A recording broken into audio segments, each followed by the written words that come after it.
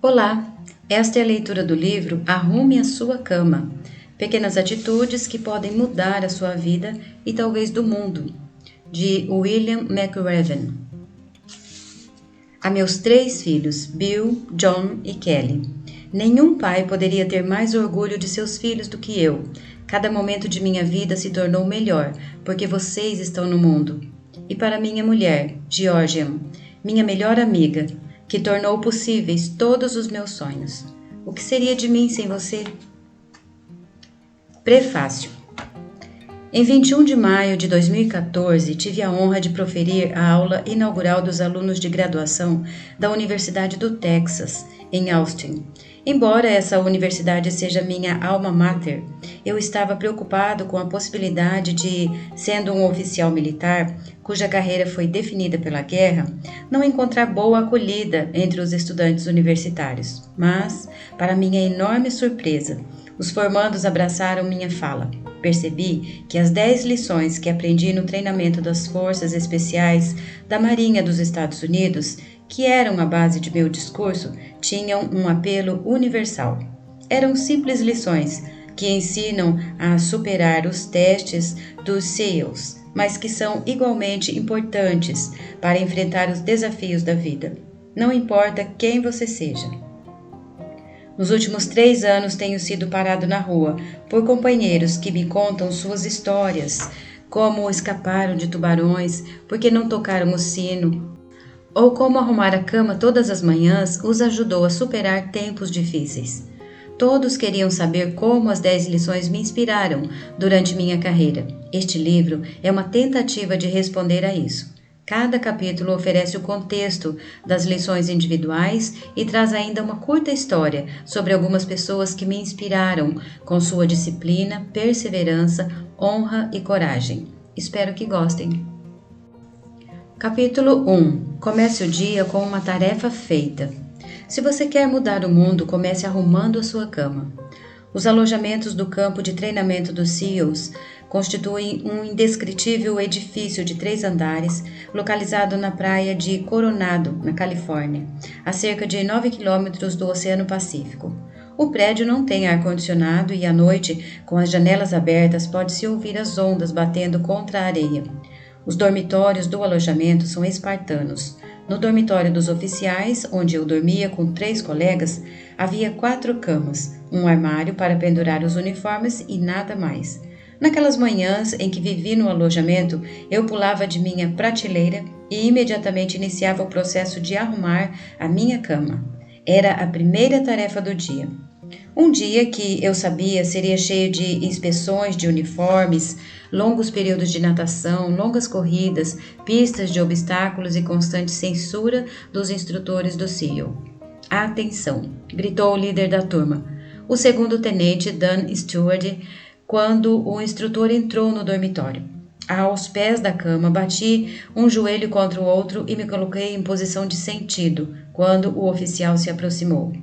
O instrutor, inflexível e impassível, começou a inspeção, checando a goma de meu cap verde para se assegurar de que aquele chapéu de 8 bicos estava crocante. Movendo-se de cima para baixo, seus olhos percorreram cada palmo do meu uniforme. Os vincos da túnica e das calças estavam alinhados? O metal do cinto brilhava como um espelho? Minhas botas estavam suficientemente polidas, de maneira que ele pudesse ver neles o reflexo de seus dedos? Contente de verificar que eu satisfazia o alto padrão esperado de um aspirante do SEAL, ele passou a inspecionar a cama. A cama era tão simples quanto o dormitório, nada mais que uma estrutura de aço e um colchão de solteiro. O lençol de baixo cobria o colchão e sobre ele havia outro lençol. Um cobertor cinza de lã bem esticado sob o colchão fornecia calor nas noites frias de San Diego. Um segundo cobertor estava primorosamente dobrado em forma de retângulo aos pés da cama. Um único travesseiro, feito pelo Lighthouse Ford Blind, estava no alto da cama, perfeitamente alinhado com o cobertor dobrado nos pés. Esse era o padrão. Qualquer desvio nesse requisito poderia me levar ao mergulho. cair na água e depois rolar na praia até ficar coberto de areia da cabeça aos pés, o que eles chamavam de empanado de areia. Sem me mexer, eu podia ver o instrutor pelo canto do olho. Com um ar de enfado, ele olhou para minha cama. Curvando-se, verificou os cantos dos lençóis e supervisionou o cobertor e o travesseiro para se assegurar de que estavam corretamente alinhados. Então, tirou do bolso uma moeda e atirou-a no ar várias vezes, para certificar-se de que eu sabia que o teste final estava próximo. Com um último lançamento, a moeda voou bem alto e caiu sobre o colchão com um ricochete. Pulou alguns centímetros para cima, suficientemente alto para o instrutor agarrá-la com a mão. Voltando-se para me encarar, o instrutor olhou dentro dos meus olhos e fez um aceno de cabeça.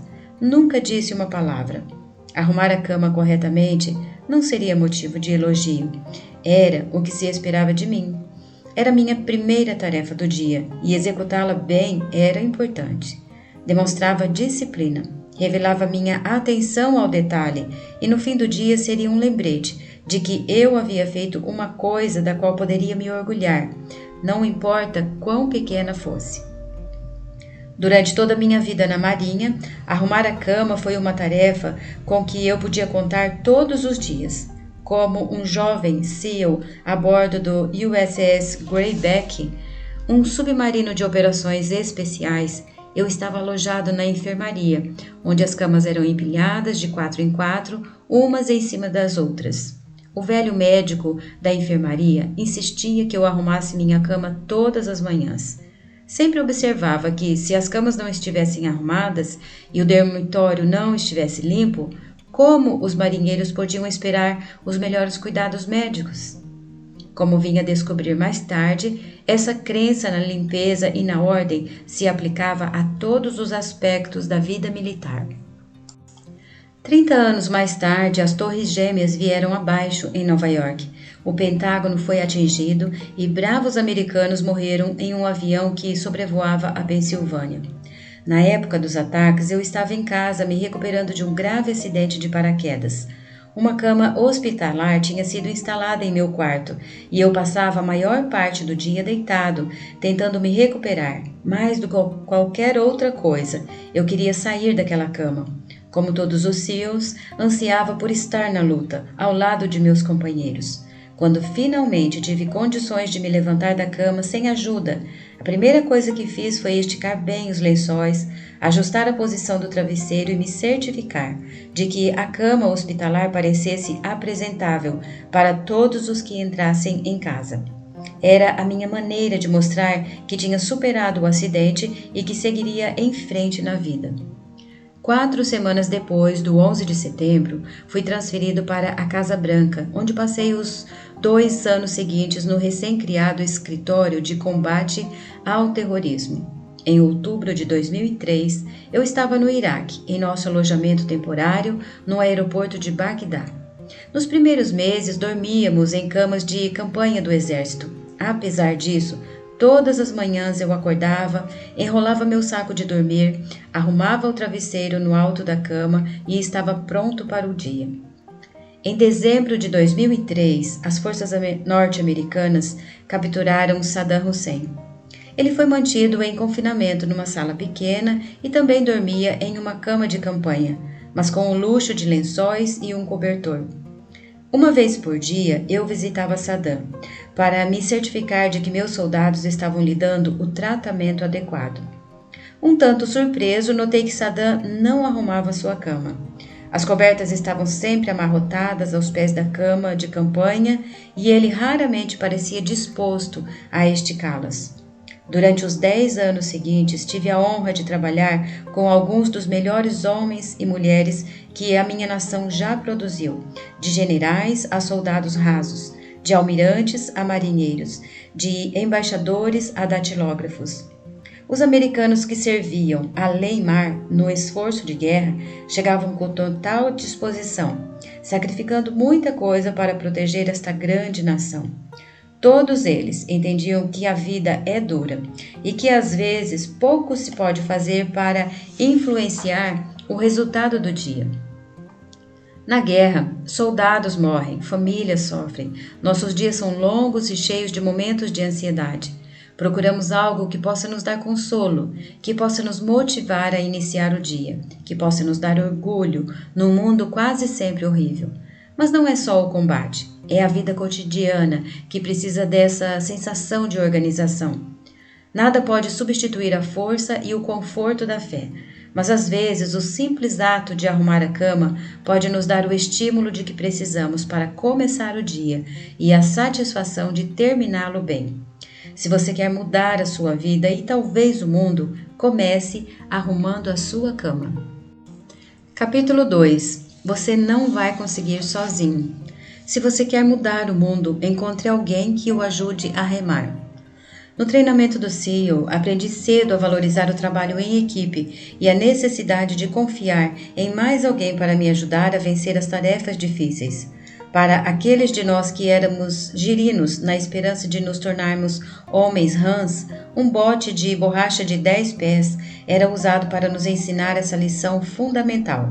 Durante a primeira fase do treinamento, éramos obrigados a carregar o bote para todo lugar onde íamos. Erguendo-o sobre nossas cabeças, saíamos correndo do alojamento e atravessávamos a rodovia em direção ao refeitório.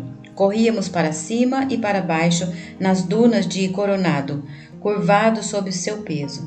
Remávamos sem parar, de norte a sul, ao longo da costa, batendo contra a arrebentação 7 homens, todos trabalhando juntos para levar o bote a seu destino.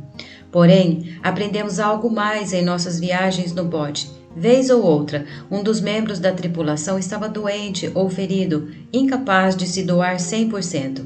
Muitas vezes eu me sentia exausto depois de um dia de treinamento, ou abatido por causa de um resfriado ou de uma gripe. Nesses dias, os outros assumiam a responsabilidade. Remavam com força máxima, mergulhavam os remos mais fundo, ofereciam-me suas rações para me dar uma força extra. E quando era minha vez, eu devolvia o favor. Aquele pequeno bote de borracha nos fez perceber que nenhum de nós conseguiria aguentar o treinamento sozinho. Nenhum CEO seria capaz de combater sozinho. No final, todos precisamos de quem nos ajude a enfrentar as dificuldades em tempos difíceis. Nunca a necessidade de ajuda foi mais evidente para mim do que 25 anos depois, quando comandei todos os CEOs da Costa Oeste. Eu era o comodoro do Grupo One das Forças Navais Especiais em Coronado, um capitão da Marinha. A essa altura, eu já passara décadas liderando os CEOs ao redor do mundo. Eu estava fora, em um salto de paraquedas de rotina, quando a situação se complicou terrivelmente. Voávamos em um C-130 Hércules a 3.600 metros de altitude, nos preparando para o salto. Pelo fundo da aeronave pude ver um lindo dia californiano. Nenhuma nuvem no céu, o Oceano Pacífico estava calmo e daquela altitude podia-se avistar a fronteira do México a poucos quilômetros de distância. O mestre de salto gritou: "Preparar!" Então, na ponta da rampa, pude ver o chão lá embaixo. O mestre me encarou nos olhos, sorriu e gritou: "Vá, vá, vá!" Mergulhei para fora da aeronave, com os braços totalmente estendidos e as pernas levemente dobradas para trás. A rajada de vento proveniente da hélice me empurrou para a frente, até que meus braços apanharam ar e eu estabilizei. Verifiquei rapidamente o altímetro para ter certeza de que não estava girando e depois olhei em volta para me certificar de que nenhum outro paraquedista estava perto demais. Em 20 segundos, eu tinha caído a uma altitude de 1.700 metros. De repente, olhei para baixo e vi que um companheiro tinha deslizado por baixo de mim e interceptava meu caminho em direção ao solo. Ele puxou a corda do paraquedas e pude notar o paraquedas piloto liberando o velame principal da mochila. Imediatamente, apertei os braços dos lados do corpo, forçando a cabeça para baixo na tentativa de escapar do velame que eclodia. Tarde demais. O velame explodiu diante de mim como um airbag, me atingindo a 190 km por hora. Meu corpo ricocheteou e rodopiou fora de controle. Quase não senti o impacto.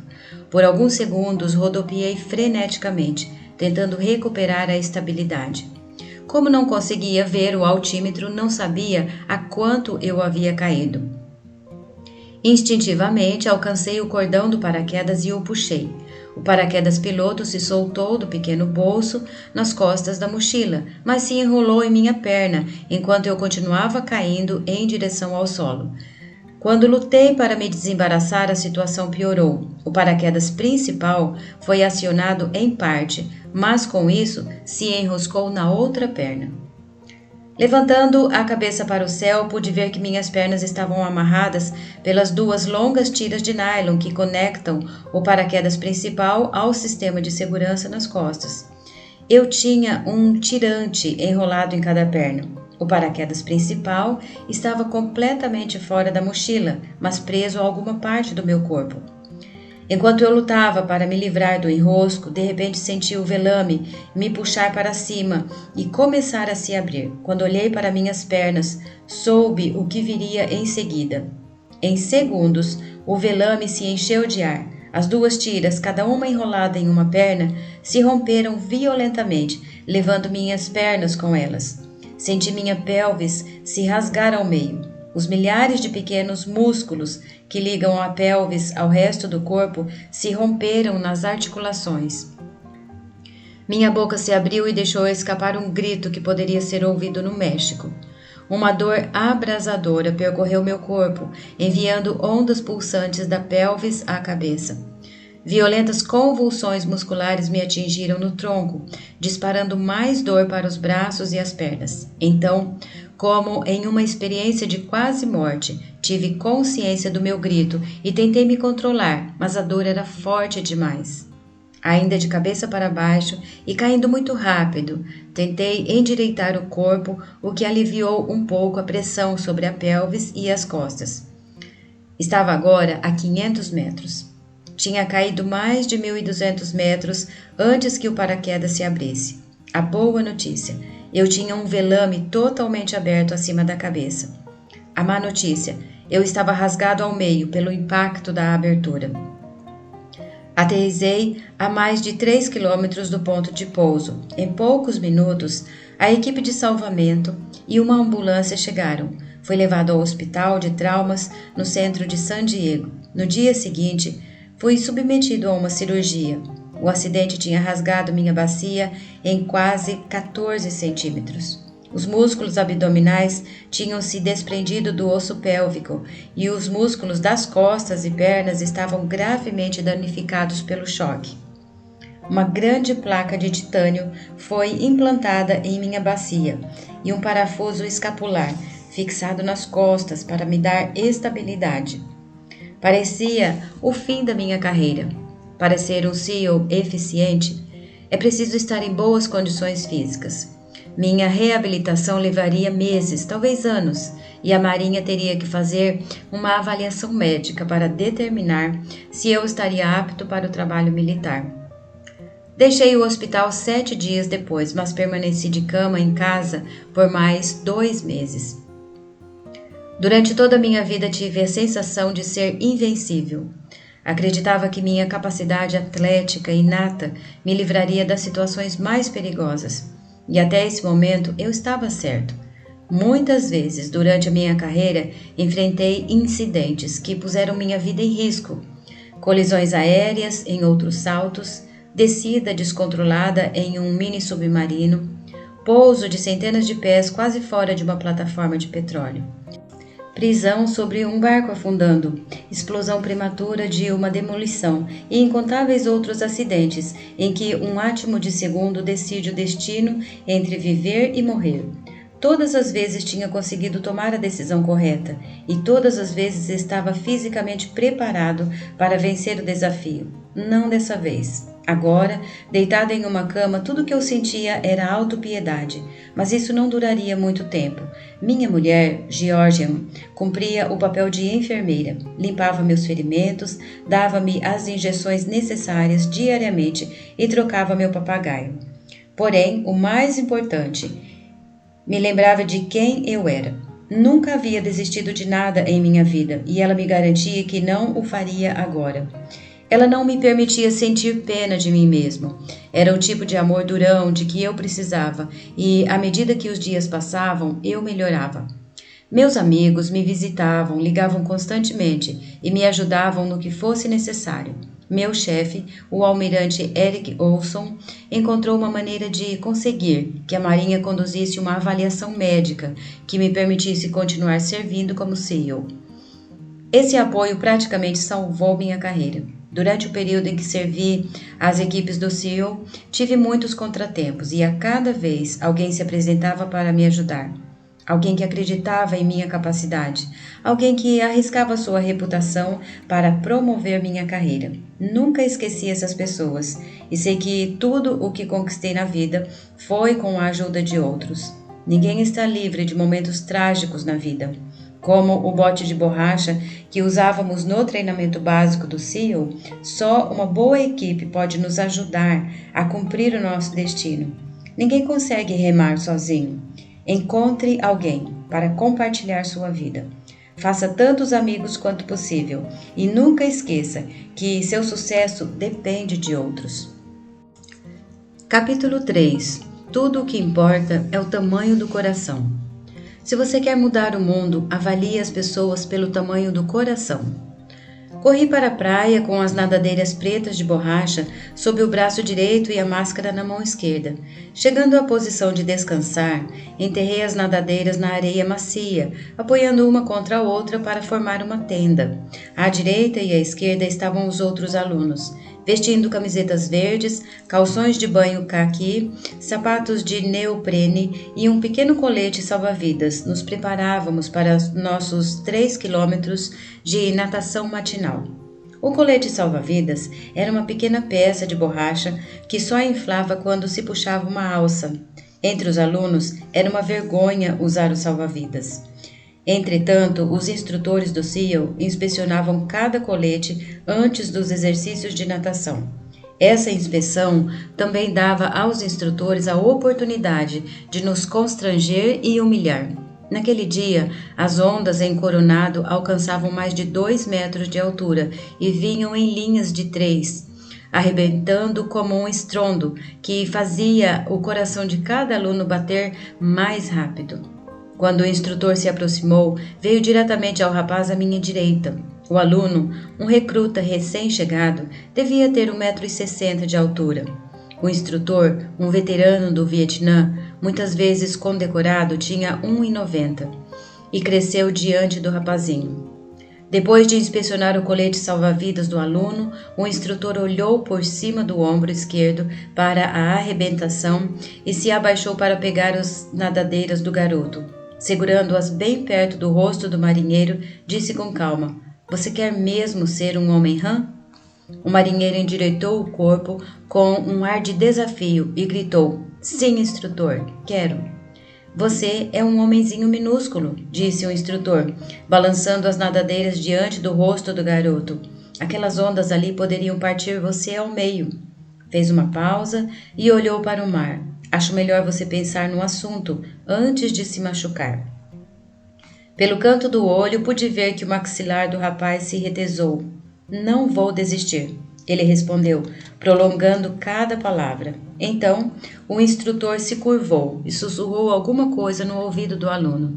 Não consegui distinguir as palavras, acima do ruído das ondas. Depois que todos os recrutas foram inspecionados, os instrutores nos mandaram para a água e começamos a nadar.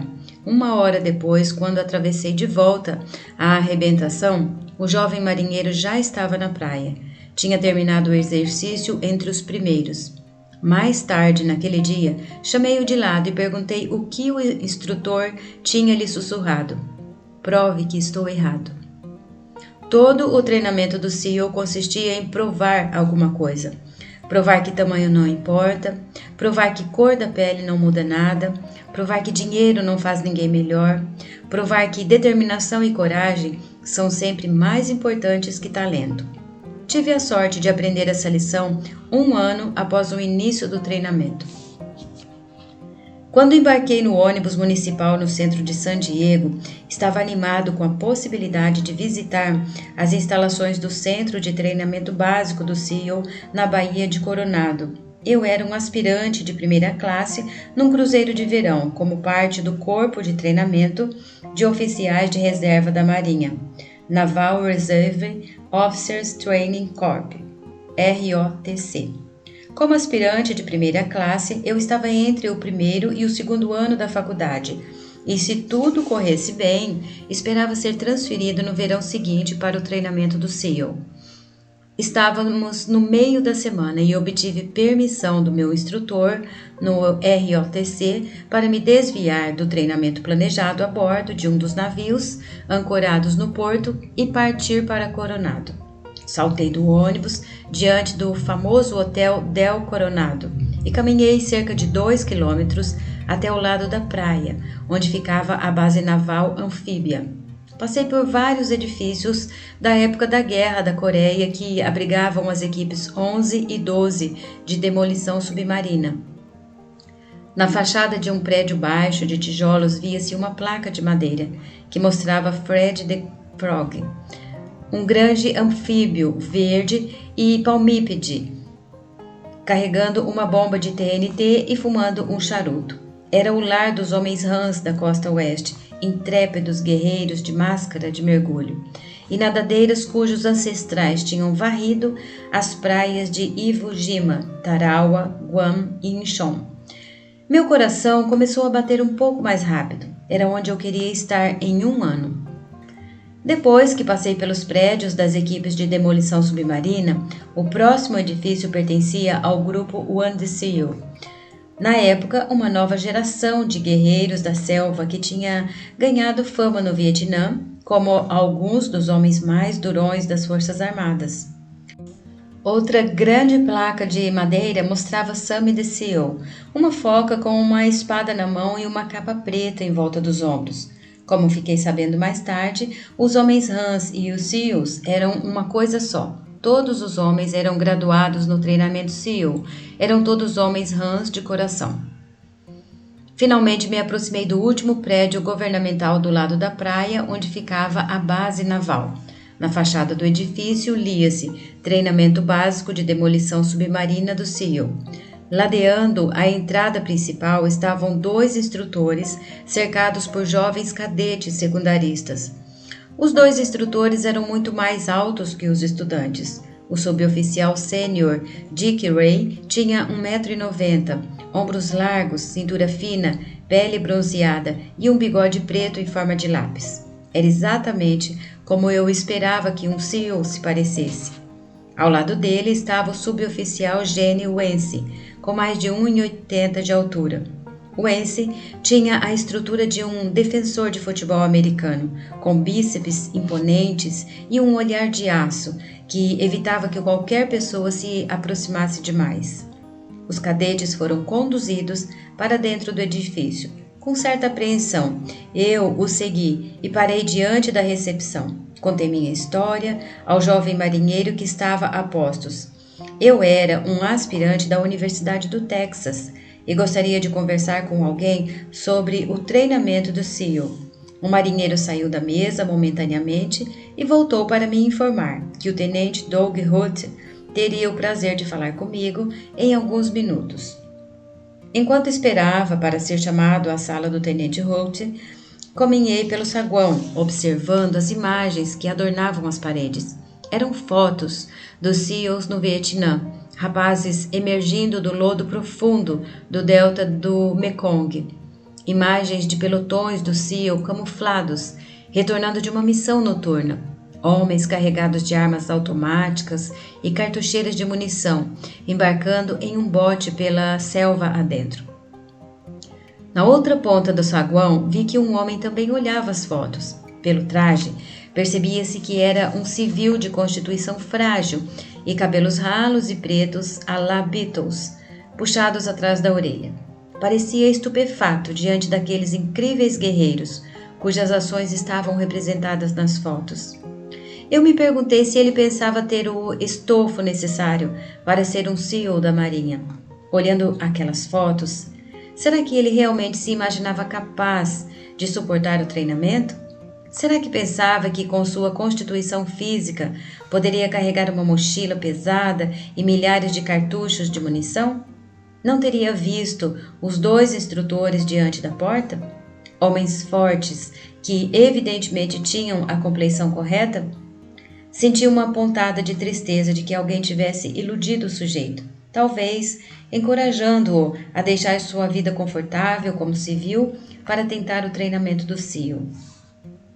Minutos depois, o marinheiro da recepção veio caminhando pelo corredor e me conduziu à sala do tenente Hood. Doug Hood era um típico recrutador do SEAL. Alto, musculoso, cabelos castanhos ondulados, parecia muito elegante no uniforme caqui da marinha.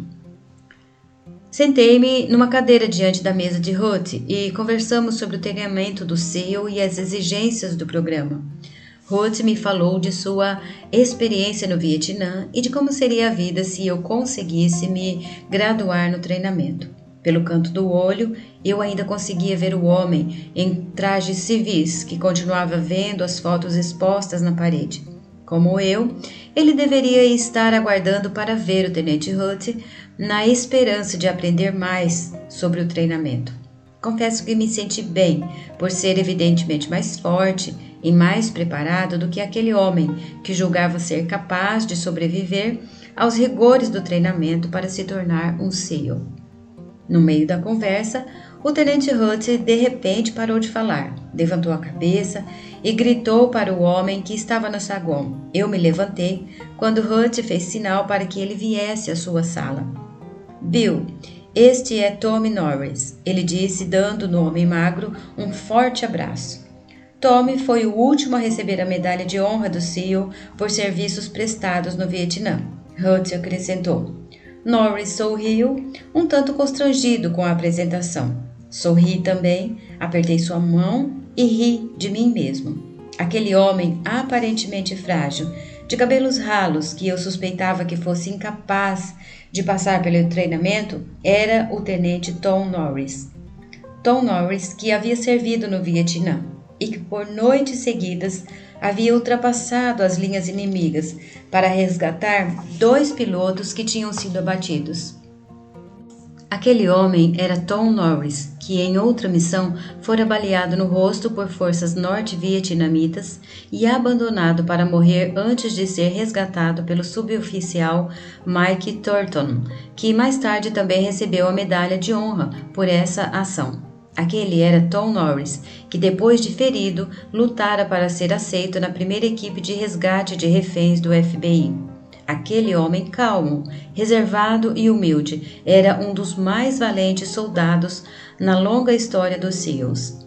Em 1969, Tommy Norris quase foi excluído do treinamento. Disseram que ele era pequeno demais, magro demais, fraco demais. Porém, como jovem marinheiro da minha turma, Norris provou que todos estavam errados e mais uma vez mostrou que não é o tamanho das nadadeiras que contam, mas o tamanho do coração. Capítulo 4. A vida não é justa. Siga em frente. Se você quer mudar o mundo, deixe de ser um injustiçado e siga em frente. Corri até o topo da duna de areia e, sem hesitar, me atirei do outro lado, a toda velocidade, em direção ao Oceano Pacífico. Inteiramente vestido em meu uniforme, chapéu de aba curta e botas de combate, mergulhei de cabeça nas ondas que arrebentavam na praia de Coronado, na Califórnia. Quando saí da água, todo ensopado, vi o instrutor do SEAL de pé na duna, de braços cruzados e um olhar penetrante que cortava a névoa da manhã. Ouvi ele gritar, "Você sabe o que fazer, Sr. Mac." De fato, eu sabia. Com falso entusiasmo, gritei um caloroso "Ho!" a plenos pulmões e caí de cara na areia fofa, rolando de um lado para o outro até que nenhuma parte do uniforme ficasse limpa. Então, como se não bastasse, me sentei, enfiei as mãos no fundo do chão e atirei areia no ar para garantir que ela penetrasse em cada fenda do meu corpo. Em algum ponto do treinamento físico da manhã, eu tinha cometido uma violação das regras do SEAL. Minha punição era saltar na área de arrebentação, rolar no chão e me transformar num empanado de areia. Em todo o treinamento do SEAL não tinha nada mais desconfortável do que isso. Havia muitas coisas mais dolorosas e mais exaustivas, porém, ser um empanado de areia testava nossa paciência e determinação. Não só porque você passava o resto do dia com areia escorrendo pelo pescoço, debaixo dos braços e entre as pernas, mas porque tornar-se um empanado de areia era um castigo totalmente sem critério. Não tinha lógica. Você se tornava um empanado de areia por simples capricho do instrutor. Para muitos recrutas era difícil aceitar isso. Aqueles que se esforçavam para ser os melhores esperavam ser recompensados por seu desempenho fora de série. Às vezes até eram, e então, de novo, não eram mais. Às vezes, tudo o que recebiam por seu esforço era água e areia. Sentindo que já estava suficientemente coberto de areia, corri até o instrutor e gritei "Ho!"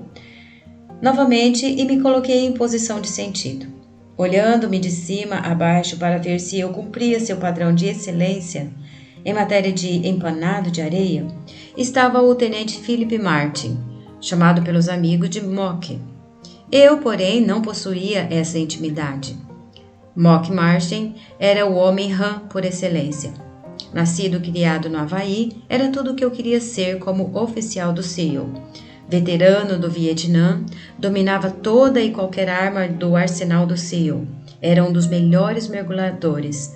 E como havaiano nato, tinha uma habilidade na água que poucos, se é que haveria algum, seriam capazes de igualar.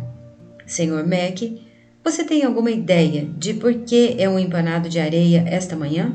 Disse Martin, de maneira calma, mas inquisitiva. Não, instrutor Martin, respondi respeitosamente. Porque a vida não é justa, Sr. Mac, e quanto mais cedo o senhor aprender isso, melhor o senhor será. Um ano depois, o tenente Martin e eu já tínhamos intimidade. Eu completara o treinamento do SEAL e ele fora designado para o centro de treinamento da equipe 11 de demolição submarina em Coronado. Quanto mais eu conhecia Mock, maior era meu respeito por ele. Além de ser um excelente operador do SEAL, ele também era um atleta fenomenal. No início dos anos 1980, estava na linha de frente dos maníacos por triatlon. Tinha um lindo estilo livre de natação em mar aberto. Suas coxas e panturrilhas eram fortes e o conduziam sem esforço por grandes distâncias. Mas sua maior vantagem era no ciclismo. Ele e a bicicleta pareciam ter feitos um para o outro. Todas as manhãs ele montava em sua bike e pedalava 50 quilômetros pelas praias. Uma ciclovia plana corria paralela ao Oceano Pacífico e ligava a cidade de Coronado à cidade Imperial Beach. Com o mar de um lado e a baía do outro, esse era um dos mais belos trechos de praia da Califórnia. Numa manhã de sábado, bem cedo, Mock saiu para pedalar. De cabeça baixa, pedalando rápido, ele não viu uma bicicleta que vinha na direção contrária. Mais ou menos a 40 km por hora, as duas bicicletas colidiram com forte impacto, derrubando os dois homens de cara no asfalto. O primeiro ciclista conseguiu se recuperar, limpou-se do pó da estrada e com esforço se pôs de pé. Estava machucado, mas bem. Mock continuou deitado de cara no chão, incapaz de se mexer. Em poucos minutos, os paramédicos chegaram, imobilizaram Mock e o levaram para o hospital. A princípio, havia esperança de que a paralisia fosse temporária, mas com o passar dos dias, meses e anos, Mock não conseguia recuperar o movimento de suas pernas. O acidente o deixara paralítico da cintura para baixo, com o movimento dos braços limitado. Pelos 35 anos seguintes, Mock viveu numa cadeira de rodas. Durante todos esses anos, nunca ouvi dele uma queixa sobre seu infortúnio. Nem nunca o ouvi perguntar, por que eu? Nunca ele demonstrou autopiedade. Na verdade, depois do acidente, Mock se tornou um talentoso pintor. Criou uma linda filha, fundou e supervisiona o Super Frog Triathlon, evento realizado todos os anos em Coronado. É fácil atribuir sua sorte na vida a alguma força externa. Deixar de tentar por acreditar que o destino está contra você. É fácil pensar também que o lugar onde você foi criado, que a maneira como seus pais o trataram ou que a escola que você frequentou determinam seu futuro. Nada poderia estar mais longe da verdade. A vida das pessoas comuns, assim como a dos grandes homens e mulheres, é determinada pela maneira como elas lidam com a injustiça na vida. Helen Keller, Nelson Mandela, Stephen Hawking, Malala Yousafzai, Mock Martin. Às vezes, não importa o quanto você tente, não importa que esteja entre os melhores, ainda assim, você terminará como um empanado de areia. Não se queixe, não culpe nada ou ninguém por seus problemas. Levante a cabeça, olhe para o futuro e siga em frente. Capítulo 5. O fracasso pode tornar você mais forte. Se você quer mudar o mundo, não tenha medo do circo. O mar de Coronado estava agitado, as ondas espumantes nos açoitavam o rosto enquanto nadávamos no estilo side stroke, voltando para a praia. Como sempre, meu companheiro e eu lutávamos para acompanhar o resto da classe. No bote salva-vidas, os instrutores gritavam para nós, pedindo para mantermos o ritmo, porém, parecia que quanto mais forte nadávamos, mais ficávamos para trás. Meu companheiro naquele dia era Mark Thomas. Como eu, Mark fora comissionado através do ROTC. Ele era formado no Instituto Militar da Virgínia e um dos melhores nadadores de longa distância da classe. No treinamento do SEAL, seu companheiro de natação era o colega em quem você confiava e que o apoiaria em todas as circunstâncias. Era a ele que você ficava amarrado nos mergulhos. Ele era seu parceiro nos longos exercícios de natação. Ele o ajudava a estudar, mantinha-o motivado e se tornava seu maior aliado durante todo o treinamento. E, como companheiros, se um de vocês fracassasse, ambos sofreriam as consequências. Era a maneira de os instrutores reforçarem a importância do trabalho em equipe. Quando completamos o nado e chegamos à praia, um instrutor do SEAL nos aguardava. Baixar, gritou o instrutor. Era a ordem para descer para a posição de flexões, costas retas, braços totalmente esticados, cabeça elevada. Vocês dois se consideram oficiais? Não havia por que responder. Ambos sabíamos que ele ia continuar. Oficiais do SEAL dão o exemplo. Não chegam em último lugar nos exercícios de natação. Não criam constrangimento para a classe. O instrutor caminhou à nossa volta, chutando areia na nossa cara. Não acredito que os senhores vão conseguir. Não acho que tenham o que é preciso para ser um oficial do SEAL. Puxando um caderninho preto do bolso traseiro, ele olhou para nós com repulsa e anotou alguma coisa. Vocês dois vão para a lista do circo. E balançou a cabeça. Terão sorte se conseguirem sobreviver mais uma semana. O circo era a última coisa que Mark e eu queríamos. O circo acontecia todas as tardes no final do treinamento. Eram mais 2 horas de exercícios de ginástica, combinados com hostilidades contínuas dos veteranos do SEAL, para os quais somente os fortes deveriam sobreviver ao treinamento. Se alguém falhasse em cumprir as tarefas do dia, ginástica, corrida de obstáculos, corrida contra o relógio ou natação, tinha o nome na lista. Aos olhos dos instrutores, era um fracasso. O que fazia o circo tão temido pelos alunos não era apenas o sofrimento adicional, mas o fato de saber que no dia seguinte estaríamos exaustos dos exercícios extras e por estarmos tão cansados não conseguiríamos atingir o padrão exigido. Assim, outro circo se seguiria e depois outro e mais outro. Era uma espiral mortal, um círculo de fracassos que fazia muitos alunos abandonarem o treinamento. Quando os demais alunos completaram as tarefas do dia, Mark e eu, ao lado de vários outros, nos reunimos no asfalto abrasivo para iniciar outra longa sessão de ginástica. Naquele dia, como havíamos sido os últimos na natação, os instrutores tinham adaptado o circo para nós. Abdominais. Muitos e muitos abdominais combinados com movimentos de tesoura com as pernas. exercícios concebidos para fortalecer o abdômen e as coxas, de modo a nos dar força para vencer os intermináveis exercícios de natação em mar aberto, e planejados também para arrebentar com qualquer um. O aluno se deitava de costas, com as pernas bem estendidas e as mãos atrás da cabeça.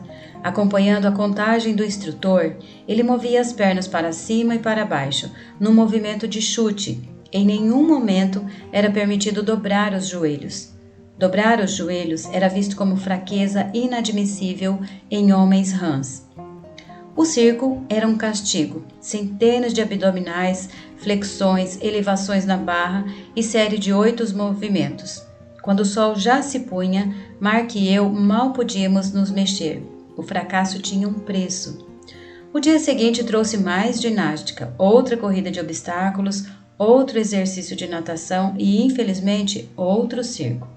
Mais flexões, mais elevações e muitos outros abdominais. Porém, à medida que os circos prosseguiam, uma coisa interessante aconteceu. Nossa natação se aperfeiçoou e Mark e eu começamos a melhorar nossa posição no grupo. O circo, que começara como castigo pelo fracasso, estava nos tornando mais fortes, rápidos e confiantes na água. Enquanto outros alunos abandonavam o treinamento, incapazes de lidar com um eventual fracasso e o sofrimento que ele provocava, Mark e eu estávamos determinados a não permitir que o circo nos derrotasse. O fim do treinamento do SEAL era marcado por um último exercício de natação, em mar aberto por 8 quilômetros na costa da ilha de San Clemente. Completar o percurso num tempo aceitável era essencial para obter a graduação no treinamento. A água estava dolorosamente fria quando saltamos do pier para o oceano.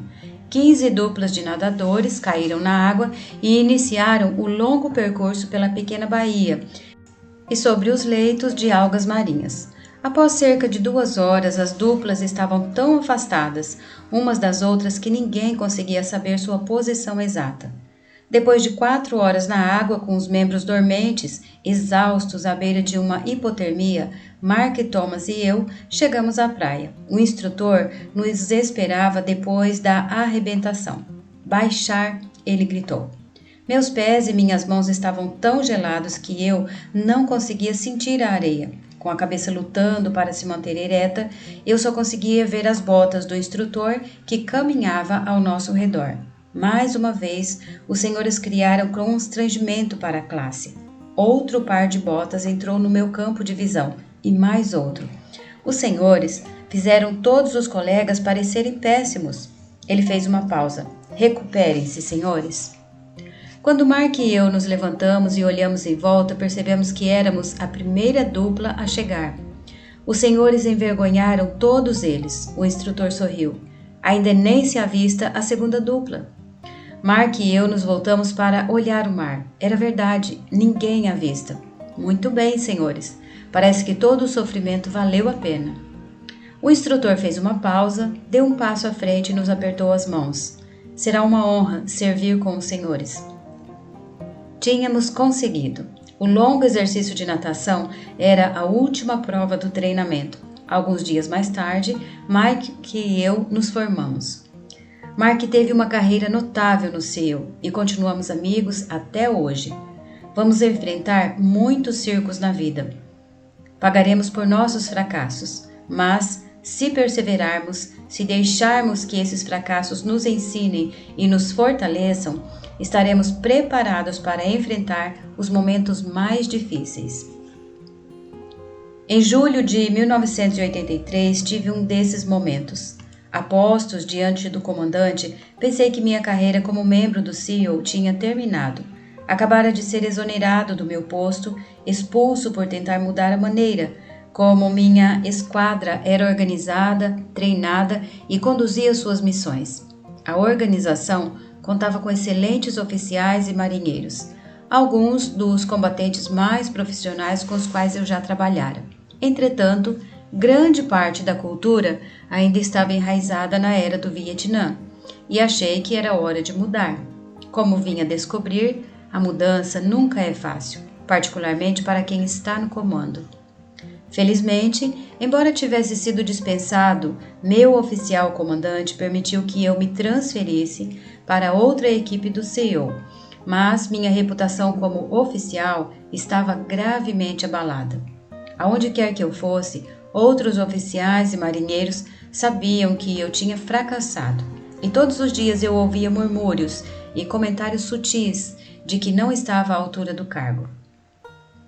Nesse momento da minha carreira, eu tinha duas opções: abandonar o serviço militar e voltar à vida civil, que me parecia a escolha lógica em face do meu relatório de desempenho mais recente, ou expor-me à tempestade e provar aos outros e a mim mesmo que eu era um bom oficial do CEO. Escolhi a segunda opção. Logo depois de ser afastado, recebi uma segunda chance, a oportunidade de comandar um pelotão do CEO no estrangeiro. Nesse posto estratégico, na maior parte do tempo, ocupamos locações remotas, isolados e entregues à nossa própria sorte. Aproveitei a oportunidade para mostrar que eu ainda era capaz de liderar. Quando se vive num alojamento com 12 SEALs, não há onde se esconder. Eles sabem se você está dando 100% nos exercícios matinais. Veem que você é o primeiro a saltar da aeronave e o último na fila do rancho. Observam como você limpa sua arma, verifica o rádio, lê o informe da inteligência e dá suas instruções para as missões. Sabem quando você passou a noite toda preparando o treinamento do dia seguinte. À medida que os meses passavam naquele posto estratégico, usei meu fracasso anterior como motivação para trabalhar mais, ser mais rápido e ter melhor desempenho do que qualquer um do pelotão. Às vezes, não consegui ser o melhor, mas nunca deixei de dar o meu melhor. Com o tempo, recuperei o respeito de meus homens. Anos depois, fui escolhido para comandar a minha própria equipe do SEAL. Mais tarde, cheguei a comandar todos os SEALs da costa oeste. Em 2003, combati no Iraque e no Afeganistão. Agora que eu era um contra-almirante numa zona de guerra, toda decisão minha tinha consequências. Ao longo dos anos seguintes, falhei várias vezes, mas a cada fracasso, a cada erro, houve centenas de sucessos. Resgates de reféns, ataques frustrados de homens-bomba, piratas capturados, terroristas mortos e incontáveis vidas salvas. Percebi que os fracassos passados haviam me fortalecido e me ensinado que ninguém está livre de erros. Verdadeiros líderes precisam aprender com os seus fracassos. Usar as lições como motivação e não ter medo de tentar novamente ou de tomar a próxima decisão difícil. Não se pode evitar o circo. Em algum momento, todos nós entramos na lista. Não tenham medo do circo. Capítulo 6. Você precisa ousar mais. Se você quer mudar o mundo, atire-se ao obstáculo de cabeça. De pé na ponta da torre de 9 metros, agarrei a espessa corda de nylon. Uma extremidade da corda estava presa na torre e a outra ponta amarrada a um poste a 30 metros de distância. Eu estava na metade da pista de obstáculos. Com as pernas agarradas à corda e fazendo o máximo esforço para me manter equilibrado, comecei a vencer a distância que me separava do poste. Com o corpo pendurado e me movimentando como uma lagarta, eu me movia passo a passo em direção à outra extremidade. Quando cheguei ao fim, soltei a corda, pulei na areia fofa e corri para o obstáculo seguinte. Os outros alunos da classe soltavam gritos de estímulo, mas eu só ouvia o instrutor contando os minutos. Com meu estilo gambá, que era muito lento, eu tinha perdido muito tempo naquele obstáculo chamado de deslizar pela vida. Não conseguia deslizar por cima da corda, com a cabeça à frente. Era um método muito mais rápido, contudo, também mais arriscado. A estabilidade é menor quando você se arrasta por cima da corda em vez de se pendurar por baixo dela. E se eu caísse e me machucasse, seria eliminado. Cruzei a linha de chegada com um tempo decepcionante. Enquanto eu permanecia curvado, tentando recuperar o fôlego, um instrutor grisalho, veterano do Vietnã, com botas muito polidas e um uniforme verde engomado, se curvou sobre mim. Quando o senhor vai aprender, Sr. Mac? Ele me perguntou, num tom de evidente desprezo. Esta pista de obstáculos vai derrotá-lo sempre, a menos que comece a correr certos riscos. Uma semana depois, pus o medo de lado. Agarrei a corda e me atirei de barriga, com a cabeça à frente. Quando cruzei a linha de chegada com minha melhor marca, pude notar um gesto de aprovação do veterano do Vietnã. Foi uma lição simples de como vencer a ansiedade e confiar em minha própria capacidade de realizar a tarefa. Essa lição me seria muito útil nos anos vindouros. Iraque, 2004. A voz do outro lado do rádio estava calma, mas revelava uma urgência evidente. Os 3 reféns que procurávamos tinham sido localizados. Terroristas da Al-Qaeda os mantinham numa área de custódia de prisioneiros na periferia de Bagdá.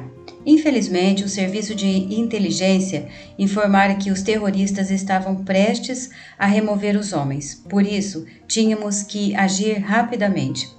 O tenente-coronel do Exército, no comando da missão de resgate, me avisou que teríamos de conduzir um ataque perigoso à luz do dia. Para piorar a situação, a única maneira de ter sucesso era pousar 3 helicópteros Black Hawk que levavam as forças de assalto no meio da pequena área murada. Conversamos sobre outras opções táticas, mas ficou claro que o coronel estava certo. Sempre era preferível conduzir uma missão de resgate à noite, quando o elemento surpresa estaria do nosso lado. Mas aquela era uma oportunidade momentânea, e se não agíssemos imediatamente, os reféns seriam removidos e possivelmente mortos. Aprovei a missão e em poucos minutos a força de resgate tinha embarcado nos 3 helicópteros Black Hawk e estava a caminho da área inimiga. Acima deles, outro helicóptero fazia um voo de observação e transmitia o vídeo para o meu quartel-general. Em silêncio, vi quando os 3 helicópteros voaram baixo sobre o deserto, poucos metros acima do solo, para esconder sua aproximação. Dentro da área murada pude ver um homem que empunhava uma arma automática e entrava e saía do prédio, aparentemente preparando-se para partir. Os helicópteros ficaram 5 minutos fora de vista e tudo o que pude fazer ali em meu quartel-general foi ouvir a comunicação interna, enquanto a equipe de resgate fazia sua preparação final. Não era o primeiro resgate de reféns sob meu comando, nem seria o último, mas era com certeza o mais ousado, em face da necessidade de um pouso surpresa dentro da área de custódia inimiga. Embora os pilotos da unidade de aviação do Exército fossem os melhores do mundo, ainda assim era uma missão de alto risco.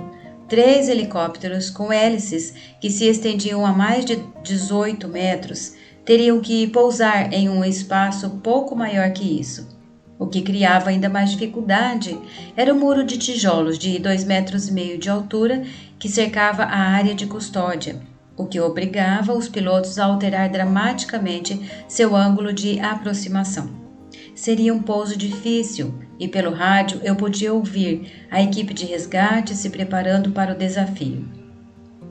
Pelo vídeo de inspeção, pude ver a aproximação final dos helicópteros. O primeiro voou baixo e direto, e assim que passou pelo muro, aterrissou no pequeno pátio. Imediatamente, a equipe de resgate saiu do Black Hawk e correu para o prédio. O segundo helicóptero veio logo atrás e pousou a poucos metros do companheiro.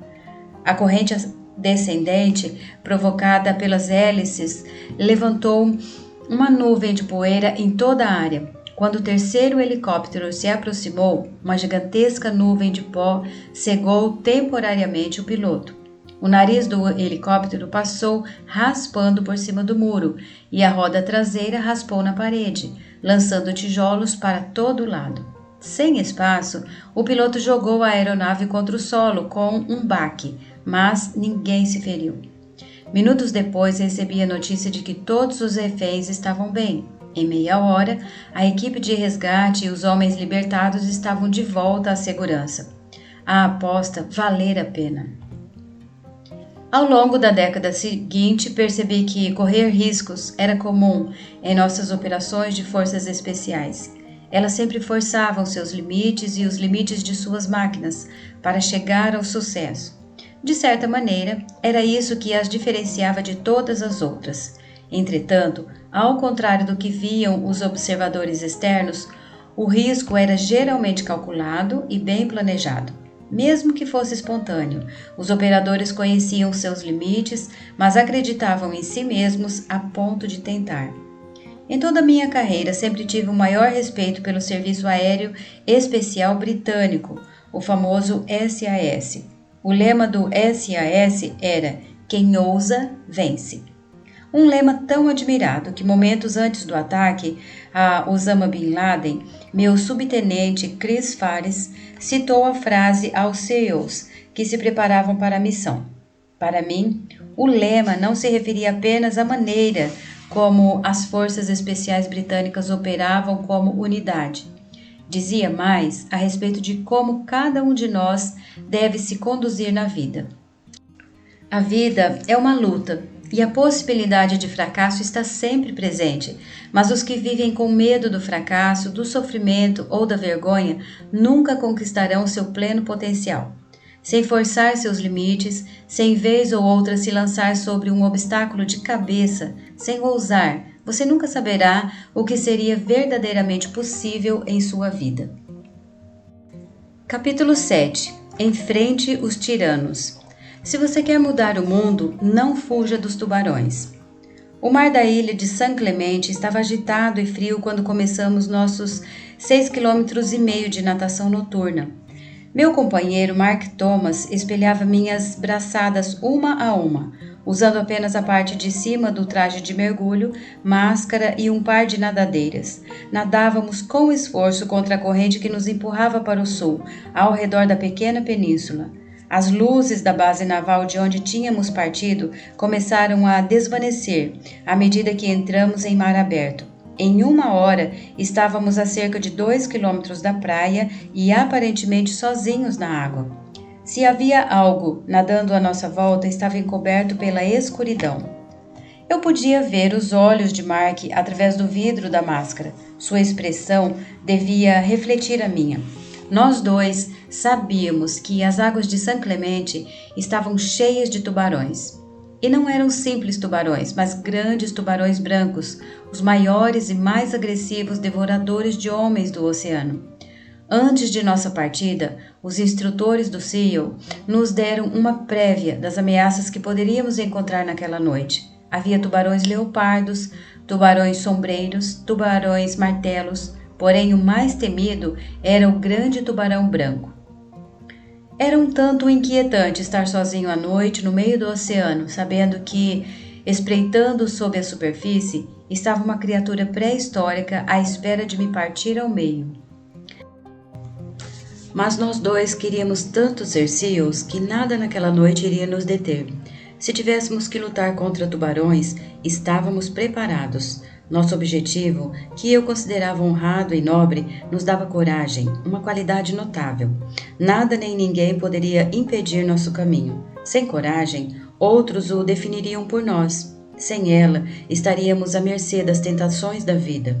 Sem ela, os homens seriam governados por tiranos e déspotas. Sem ela, nenhuma grande sociedade poderia florescer. Sem coragem, os tiranos dominariam o mundo. Com ela, podemos conquistar qualquer objetivo. Com coragem, podemos desafiar e derrotar o mal. Saddam Hussein, ex-presidente do Iraque, estava sentado na ponta de um catre do exército, vestindo apenas um macacão laranja. Tendo sido capturado pelas forças norte-americanas 24 horas antes, era agora prisioneiro dos Estados Unidos. Quando abri a porta para os novos chefes do governo do Iraque, Saddam permaneceu sentado. Um sorriso sarcástico passou por seu rosto e não se via sinal de remorso ou submissão em sua atitude.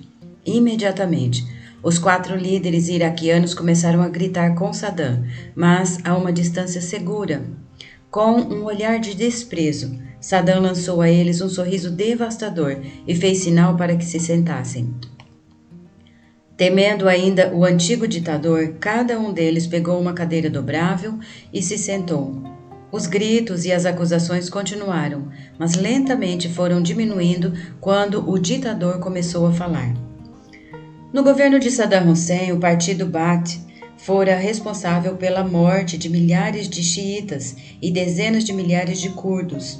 Saddam havia assassinado pessoalmente alguns de seus próprios generais, que ele julgou desleais. Embora eu estivesse convencido de que Saddam jamais voltaria a ser uma ameaça para os outros homens presentes, os líderes iraquianos não tinham certeza disso. O medo em seus olhos era evidente. Aquele homem, o açougueiro de Bagdá, tinha aterrorizado toda uma nação durante décadas. O culto à personalidade lhe garantia seguidores da pior espécie. Seus seguidores tinham brutalizado inocentes e obrigado milhares de pessoas a fugir do país. Ninguém no Iraque mostrara coragem de desafiar o tirano. Eu não tinha dúvida de que aqueles novos líderes ainda temiam o que Saddam fosse capaz de fazer, mesmo atrás das grades. Se o propósito da reunião era mostrar a Saddam que ele não tinha mais poder, estava sendo um fracasso. Naqueles breves momentos, Saddam conseguira intimidar e assustar a nova liderança governamental. Parecia mais confiante do que nunca. Quando os líderes saíram, instruí meus guardas a isolar o ex-presidente numa pequena sala. Visitantes não seriam permitidos e os guardas receberam ordens de não falar com Saddam. Ao longo do mês seguinte, visitei aquela pequena sala todos os dias. E todos os dias Saddam se levantou para me cumprimentar. E todos os dias, sempre sem falar, fiz sinal a ele para que voltasse a seu catre. A mensagem era clara. Ele não era mais importante. Não podia mais intimidar os que o cercavam. Não podia mais incutir medo em seus subalternos. O palácio resplandecente não existia mais. Tampouco as criadas, os servidores, os generais. Acabara-se o poder. A arrogância e a opressão que definiram seu governo tinham chegado ao fim. Jovens e corajosos soldados americanos enfrentaram sua tirania, e agora ele não ameaçava mais ninguém. 30 dias depois, transferi Saddam Hussein para uma unidade militar adequada, e um ano mais tarde, os iraquianos o enforcaram por seus crimes contra a nação. Tiranos são sempre iguais. Não importa onde estejam, no pátio da escola, no local de trabalho ou governando um país por meio do terror. Eles prosperam onde há medo e intimidação. Extraem sua força dos tímidos e fracos. São como tubarões que sentem o medo na água. Circulam para ver se sua presa está lutando. Investigam se sua vítima é fraca. Se você não encontra coragem para enfrentá-los, eles atacam. Na vida, para conquistar objetivos, para completar a natação noturna, teremos que ser homens e mulheres de grande coragem. Essa coragem está dentro de todos nós. Cave bem fundo e você vai encontrá-la em abundância. Capítulo 8. Mostre-se à altura da ocasião. Se você quer mudar o mundo, dê o seu melhor nos momentos mais sombrios. Parado na pequena restinga arenosa, eu olhava do outro lado da baía, a fila de navios de guerra ancorados diante da base naval de San Diego. Entre os navios e o nosso ponto de partida, na baía da cidade, estava ancorado um pequeno navio que naquela noite seria o nosso alvo. Nossa turma tinha passado os últimos meses aprendendo a usar o equipamento básico de mergulho e também o mais avançado, com tanque de oxigênio de circuito fechado, Emerson, o que não lançava borbulhas. Aquela noite seria o auge da fase de mergulho, a parte tecnicamente mais difícil do treinamento básico do SEAL. Nosso objetivo era nadar 2 quilômetros abaixo da superfície, cruzando a baía do ponto de partida até onde o navio estava ancorado. Sob seu casco, devíamos instalar uma mina magnética de treinamento na quilha e então, sem ser percebidos, voltar à praia. O equipamento Emerson era morbidamente chamado de aparelho mortal. Sabia-se que, vez ou outra, ele não funcionava bem. E segundo o folclore do SEAL, recrutas tinham morrido ao longo dos anos usando o Emerson. Naquela noite, a visibilidade na Baía de San Diego estava tão ruim que não conseguíamos ver um palmo diante do nariz. Tudo o que tínhamos era uma lanterna química verde para iluminar nossa bússola. Para piorar as coisas, a névoa estava cada vez mais densa. A neblina pairava sobre a baía, nos impedindo de traçar o rumo até nosso alvo. Se o perdêssemos, nos veríamos no canal de atracação. Nunca um bom lugar para estar quando um destroyer da marinha se aproximava do porto. Os instrutores andavam de um lado para o outro diante das 25 duplas de mergulhadores que se preparavam para o exercício noturno. Pareciam tão nervosos quanto nós. Sabiam que aquele treinamento tinha alto potencial de provocar ferimentos ou até mesmo a morte. O suboficial no comando reuniu todos os mergulhadores num círculo. Senhores, ele disse, esta noite descobriremos quais dos senhores marinheiros realmente querem se tornar homens rãs. Ele fez uma pausa de efeito. Está frio e escuro lá fora, e estará mais escuro ainda sob o navio. Tão escuro que os senhores podem ficar desorientados. Tão escuro que, se algum dos senhores se afastar de seu companheiro, ele não conseguirá encontrá-lo. A neblina agora se fechava à nossa volta, envolvendo até a pequena restinga onde estávamos. Esta noite, os senhores terão que dar o melhor de si. Terão que superar seus medos, suas dúvidas e seu cansaço. Não importa a escuridão, os senhores devem completar a missão. Isso é o que os separa de qualquer outra pessoa. De algum modo, essas palavras permaneceram comigo pelos 30 anos seguintes. Olhando a neblina baixar sobre o campo de aviação na base aérea de Bagram, no Afeganistão, outro momento sombrio se desenrolou diante de mim. Uma aeronave C-17. Estava estacionada na pista com a rampa de embarque abaixada, aguardando para receber os restos mortais de um herói. Em uma cerimônia de repatriação, um dos mais solenes e indiscutivelmente inspiradores atos das guerras do Iraque e do Afeganistão. Eram os Estados Unidos em sua melhor expressão. Cada homem, cada mulher, independentemente de seu passado e independentemente do heroísmo de seus momentos finais, era tratado com honra e respeito extraordinários. Era a maneira de nossa nação reconhecer seu sacrifício. Era nossa última saudação, nosso agradecimento final e nossa prece antes de enviar nosso herói para casa. Paralelamente à rampa postavam-se 2 fileiras de soldados. Parados na posição de descansar, eles constituíam a guarda de honra. Do lado direito da aeronave, uma pequena banda tocava suavemente Amazing Grace. Alguns outros militares, inclusive eu, estavam reunidos à esquerda e ao longo de todo o hangar se enfileiravam centenas de outros soldados, marinheiros, aviadores, fuzileiros navais, civis e nossos aliados. Todos tinham vindo prestar sua última homenagem. Nesse momento, chegou o veículo que transportava os restos mortais. 6 homens da unidade a que pertencia o militar morto, carregando o caixão com a bandeira, caminharam lentamente entre a guarda de honra em direção ao avião. Depositaram o ataúde no meio do compartimento de carga e fizeram sua última saudação. Na ponta do caixão, o pastor inclinou a cabeça respeitosamente e leu uma passagem de Isaías 6:8. Então, ouvi a voz do Senhor conclamando: Quem enviarei? Quem irá por nós? E eu respondi: Eis-me aqui, envia-me. Quando soou o toque de silêncio, lágrimas rolaram pelo rosto dos soldados. Ninguém tentou esconder a dor.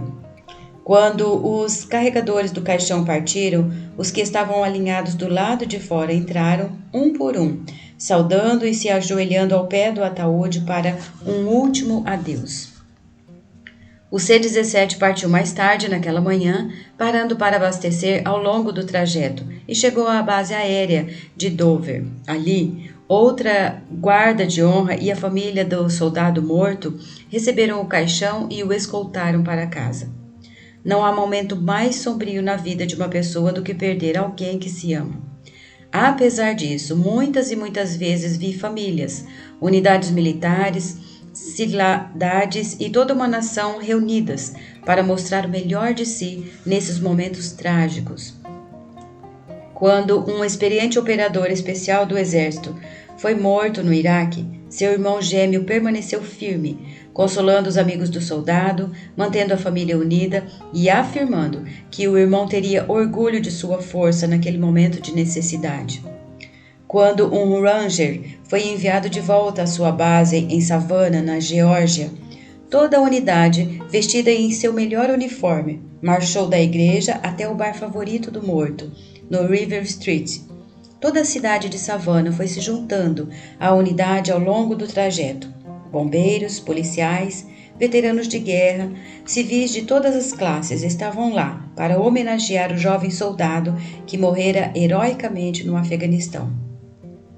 Quando uma aeronave CV-22 caiu no Afeganistão, matando o piloto e vários homens da tripulação, os aeronautas da mesma unidade se reuniram, prestaram sua homenagem e voaram no dia seguinte, sabendo que seus companheiros mortos gostariam de vê-los no ar, continuando a missão. Quando um acidente de helicóptero ceifou a vida de 25 operadores especiais e 6 soldados da Guarda Nacional, toda a nação se lamentou, mas também sentiu enorme orgulho da coragem, do patriotismo e do valor dos guerreiros mortos.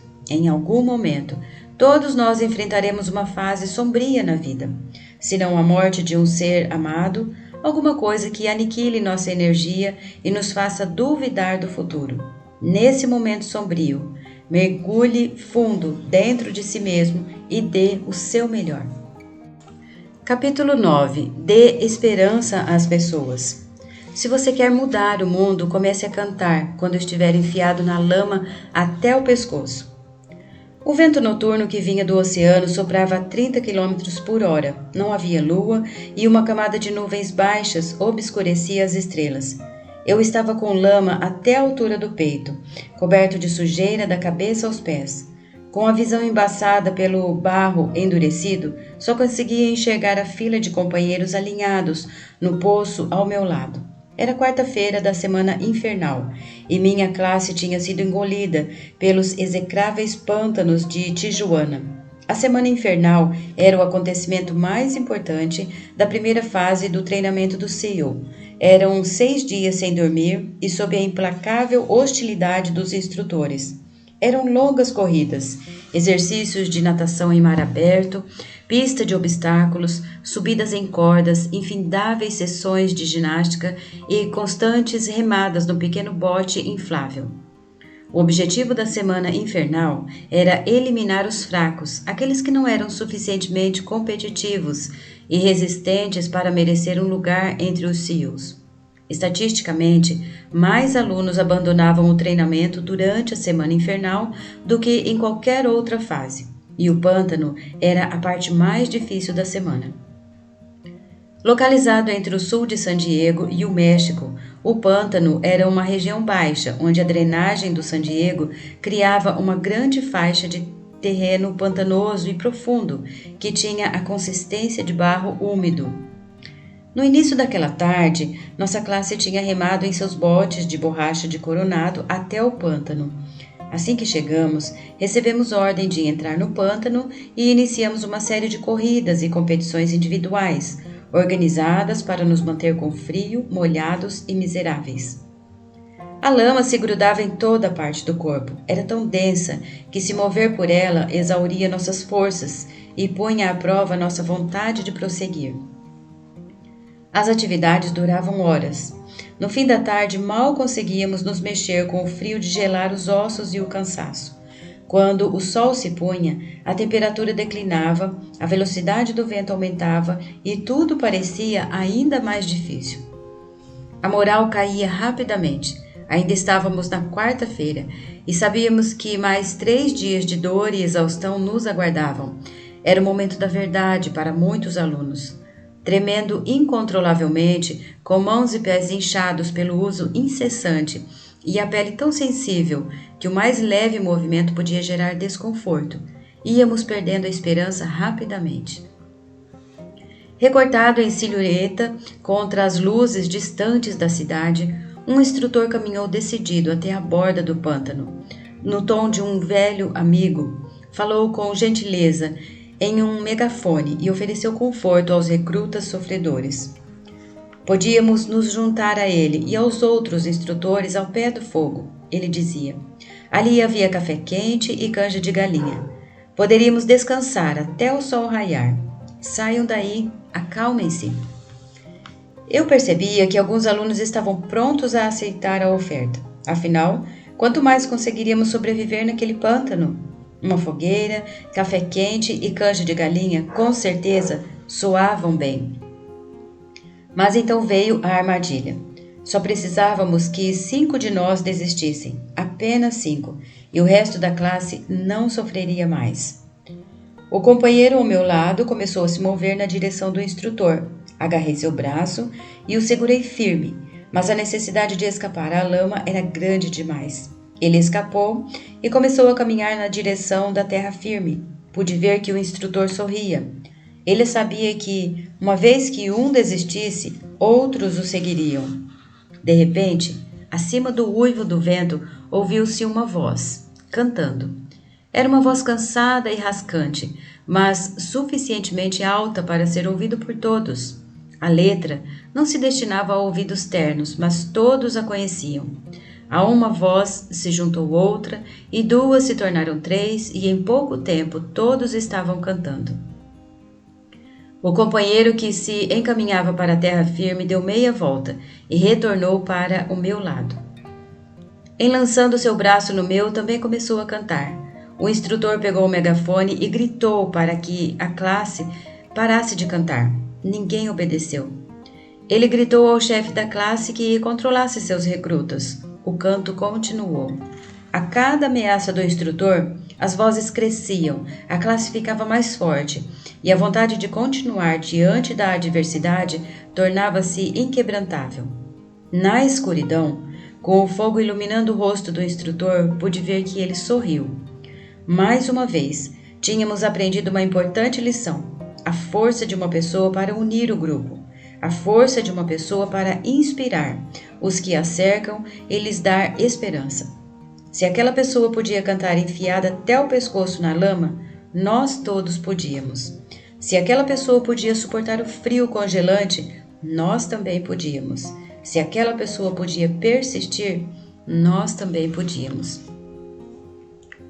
A sala de espera da base aérea de Dover estava repleta de famílias enlutadas, crianças inconsoláveis soluçando no colo das mães, pais de mãos dadas na esperança de dar força um ao outro e viúvas com um olhar distante de incredulidade. Apenas 5 dias antes, um helicóptero que transportava SEALs da Marinha e seus parceiros das operações especiais afegãs, pilotado por aviadores do Exército, tinha sido abatido no Afeganistão. Todos os 38 homens a bordo tinham morrido. Era a maior perda na guerra ao terror. Em menos de 1 hora, uma aeronave C-17 foi designada para pousar em Dover, de onde as famílias dos heróis mortos seriam escoltadas até a área de pouso para encontrar os caixões cobertos com a bandeira dos Estados Unidos. Mas enquanto as famílias aguardavam, o presidente dos Estados Unidos, o secretário de Defesa, seus comandados e chefes militares entraram na sala de espera para prestar homenagem e dar conforto aos familiares dos mortos. Eu já tinha comparecido a dezenas de serviços fúnebres de soldados mortos. Nunca foi fácil, e eu sempre me perguntava se minhas palavras de consolo fariam alguma diferença para aqueles que tinham perdido seus entes queridos, ou se o choque da perda tornaria tudo o que eu pudesse dizer incompreensível. Quando eu e minha mulher, Georgia, começamos a falar com as famílias, eu me esforçava para encontrar as palavras certas. Como criar empatia verdadeira com sua dor? Como lhes dizer que o sacrifício do filho, marido, pai, irmão ou amigo valer a pena? Fiz o que pude para confortar cada um. Abracei-os, rezei com eles, tentei me manter forte por eles, mas sabia que minhas palavras não eram capazes de aliviar a dor.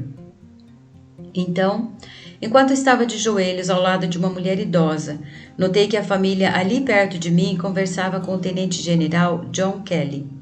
Assessor militar do secretário da Defesa, Kelly era um homem alto, magro, com os cabelos grisalhos curtos e vestia um imaculado uniforme dos fuzileiros navais. A família estava em volta dele e pude sentir que suas palavras de simpatia e encorajamento diante da tragédia causavam um efeito profundo sobre os desconsolados pais e seus filhos. Ele sorria e eles sorriam. Ele os abraçava e eles o abraçavam de volta. Ele estendia a mão e eles a agarravam com força. Depois de abraçar as famílias uma última vez e agradecer a elas por seu sacrifício, Kelly passava ao próximo grupo de tristes sobreviventes. Durante a hora seguinte, John Kelly tocou quase todas as famílias na sala. Mais do que as de qualquer outro visitante naquele dia, as palavras de Kelly reverberaram em cada pai, esposa, irmão e irmã ou amigo. Eram palavras de compreensão, eram palavras de compaixão e, acima de tudo, de esperança. Só John Kelly podia fazer a diferença naquele dia. Só John Kelly podia ter lhes dado esperança, porque só John Kelly sabia o que era perder um filho em combate. O primeiro-tenente Robert Kelly fora morto no Afeganistão em 2010, quando servia ao 3º Batalhão do 5º Regimento dos Fuzileiros Navais. O general Kelly e sua família tinham enfrentado a mesma tragédia com que as famílias se defrontavam em Dover naquele dia, mas a família Kelly sobrevivera. Tinha resistido à dor, à angústia e ao inconsolável sentimento de perda. Vendo-o naquele dia, senti que ele também me deu força. Quando se perde um soldado, a verdade é que choramos por sua família, mas também tememos que o mesmo destino se abata sobre nós. Nos perguntamos se poderíamos sobreviver à perda de um filho, ou se nossa família seria capaz de seguir em frente sem nós. Rezamos para que Deus tenha misericórdia e não jogue sobre nossos ombros esse fardo inimaginável. Nos 3 anos seguintes, John Kelly e eu nos tornamos amigos íntimos. Ele era um oficial notável, um excelente marido para sua mulher, Karen, e um pai amoroso para sua filha, Kate, e seu primogênito, major dos fuzileiros navais, John Kelly. Porém, mais do que isso, sem saber, John Kelly deu esperança a todos os que o cercavam. Esperança de que nos piores momentos podemos vencer a dor, a decepção, a agonia e sermos fortes. De que temos dentro de nós a capacidade de prosseguir, não apenas para sobreviver, mas também para inspirar outras pessoas. A esperança é a força mais poderosa do universo. Com esperança, podemos inspirar nações a atingir sua grandeza. Com esperança, podemos ajudar os oprimidos a se levantar. Com esperança, podemos aliviar a dor da perda insuportável. Às vezes, tudo o que é preciso é uma pessoa que faça a diferença. Algum dia, qualquer um de nós se verá enfiado na lama até o pescoço. É o momento de cantar alto, de sorrir francamente, de animar os que nos cercam e lhes dar esperança de que o amanhã será um dia melhor. Capítulo 10. Nunca, jamais desista. Se você quer mudar o mundo, nunca, jamais toque o sino. Eu estava parado em posição de sentido com outros 150 alunos no primeiro dia do meu treinamento no SEAL. O instrutor, vestido com shorts caqui, camiseta azul e dourada e botas de combate, atravessou o grande pátio asfaltado até um sino de metal pendurado à vista de todos os recrutas. Senhores, ele começou, hoje é o primeiro dia do treinamento do SEAL. Pelos próximos 6 meses, os senhores se submeterão ao curso de instrução militar mais difícil dos Estados Unidos. Olhei em volta e notei olhares de apreensão no rosto dos meus companheiros. O instrutor continuou: os senhores serão testados como nunca antes em sua vida. Ele fez uma pausa e percorreu com os olhos a classe de novos girinos. A maioria dos senhores não conseguirá chegar ao fim, isso eu lhes garanto. Ele sorriu, e farei tudo o que estiver ao meu alcance para fazê-los desistir. Ele enfatizou a última palavra: vou persegui-los sem piedade. Vou envergonhá-los diante de seus colegas. Vou pressioná-los além dos seus limites. E então, um sorriso irônico perpassou seu rosto, e haverá sofrimento, muito sofrimento. Agarrando o sino, ele puxou a corda com força, e um som metálico ecoou pelo pátio. Mas, se os senhores não gostam de sofrer, se não gostam de perseguição, há uma saída fácil. Ele puxou a corda novamente, e outra onda de um som metálico profundo reverberou nos edifícios. Tudo o que precisam fazer para escapar é tocar o sino 3 vezes. Ele soltou a corda. Toquem o sino e não terão que levantar cedo. Toquem o sino e não terão que aguentar as longas corridas, os exercícios de natação em águas geladas, as pistas de obstáculos. Toquem o sino e poderão evitar todo esse sofrimento. Então, o instrutor olhou para o chão e pareceu interromper o monólogo que preparara. Mas, vou lhes dizer uma coisa, ele continuou. Se desistirem, vão se arrepender pelo resto da vida. Desistir não torna nada mais fácil. 6 meses depois, éramos apenas 33 na cerimônia de graduação. Muitos tinham escolhido a saída mais fácil. Tinham desistido e eu apostava que o instrutor tinha razão. Eles se arrependeriam pelo resto da vida. De todas as lições que aprendi no treinamento do SEAL, essa foi a mais importante. Nunca desista. Não parece uma afirmação muito profunda, mas a vida constantemente nos coloca em situações em que desistir parece muito mais fácil do que seguir em frente. Quando as probabilidades desfavoráveis se acumulam contra nós, desistir nos parece o mais racional. Em toda a minha carreira, me inspirei em homens e mulheres que se recusaram a desistir, que se recusaram a ter pena de si mesmos. Mas nenhum me inspirou mais do que um jovem Ranger que conheci em um hospital no Afeganistão. Já era tarde da noite quando fui informado de que um dos meus soldados tinha pisado numa mina e fora transferido de helicóptero para o hospital de campanha, perto do meu quartel-general. Eu e o comandante dos Rangers, Coronel Eric Kurila, partimos rapidamente para o hospital e logo estávamos no quarto do soldado. Ele estava deitado numa cama hospitalar, com tubos presos à boca e ao peito. Queimaduras da explosão marcavam seus braços e seu rosto. O cobertor que lhes cobria o corpo estava plano, onde deveriam estar suas pernas. Sua vida tinha mudado para sempre. Eu já tinha feito incontáveis visitas ao hospital de campanha no Afeganistão. Como comandante em tempo de guerra, eu tentava não interiorizar o sofrimento humano. Sabia que isso faz parte da luta. Soldados se ferem, soldados morrem. Se deixarmos que cada decisão nossa se baseie na possibilidade da morte, teremos que lutar com unhas e dentes para sermos eficientes.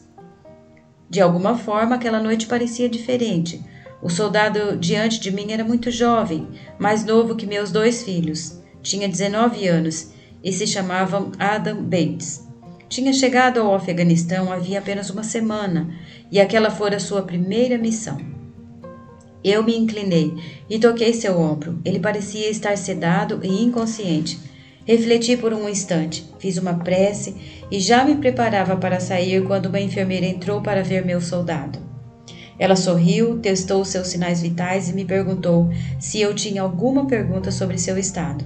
Informou-me que ele tivera as 2 pernas amputadas e tinha graves queimaduras, mas que sua chance de sobrevivência era boa. Agradeci a ela o cuidado que dispensava ao soldado Bates e lhe disse que voltaria quando ele estivesse consciente. Oh, ele está consciente, ela disse. Na verdade, seria bom o senhor falar com ele. Gentilmente, ela sacudiu o jovem Ranger, que abriu ligeiramente os olhos e percebeu a minha presença. Ele não pode falar, disse a enfermeira, mas como sua mãe era surda, ele conhece linguagem de sinais. A enfermeira me estendeu uma folha de papel com vários símbolos de linguagem de sinais. Falei por 1 minuto, tentando encontrar forças para dizer a coisa certa.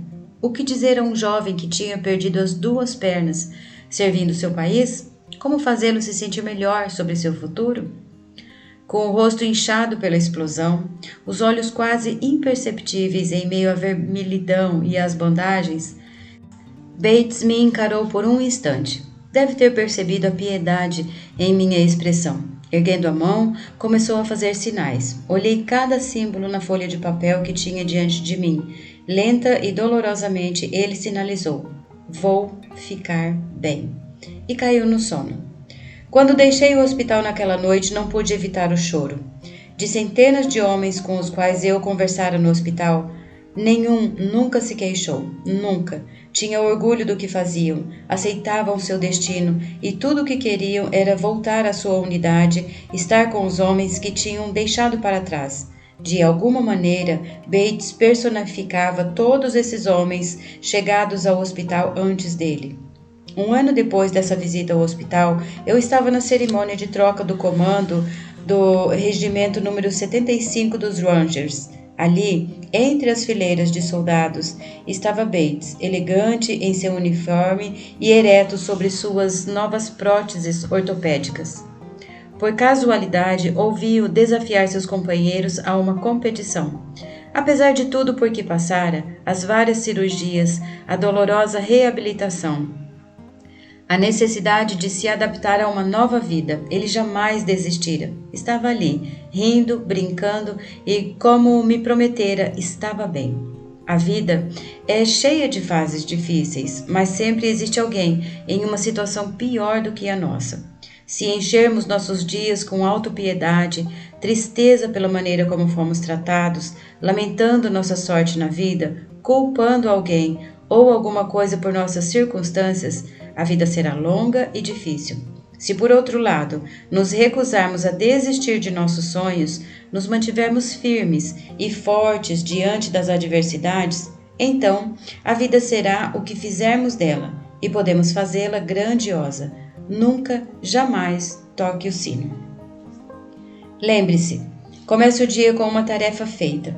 Encontre alguém que o ajude a enfrentar a vida. Respeite todo mundo. Saiba que a vida não é justa e que muitas vezes você vai fracassar. Mas se assumir alguns riscos, der um passo à frente, quando os tempos forem duros, encarar os tiranos, ajudar os oprimidos e nunca desistir, se fizer tudo isso, poderá mudar sua vida para melhor e talvez o mundo. Aula inaugural na Universidade do Texas, 21 de maio de 2014. O slogan da universidade é: "O que começa aqui muda o mundo." Devo admitir que ele me agrada. O que começa aqui muda o mundo. Esta noite, quase 8.000 estudantes estão se formando na Universidade do Texas. Segundo o Ask.com, esse grande paradigma de rigor analítico, um americano médio vai conhecer 10.000 pessoas ao longo da vida. É muita gente.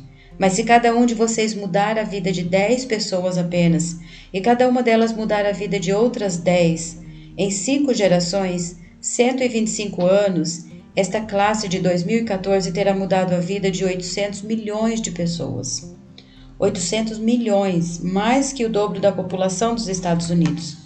Uma geração mais, e será possível mudar toda a população do mundo.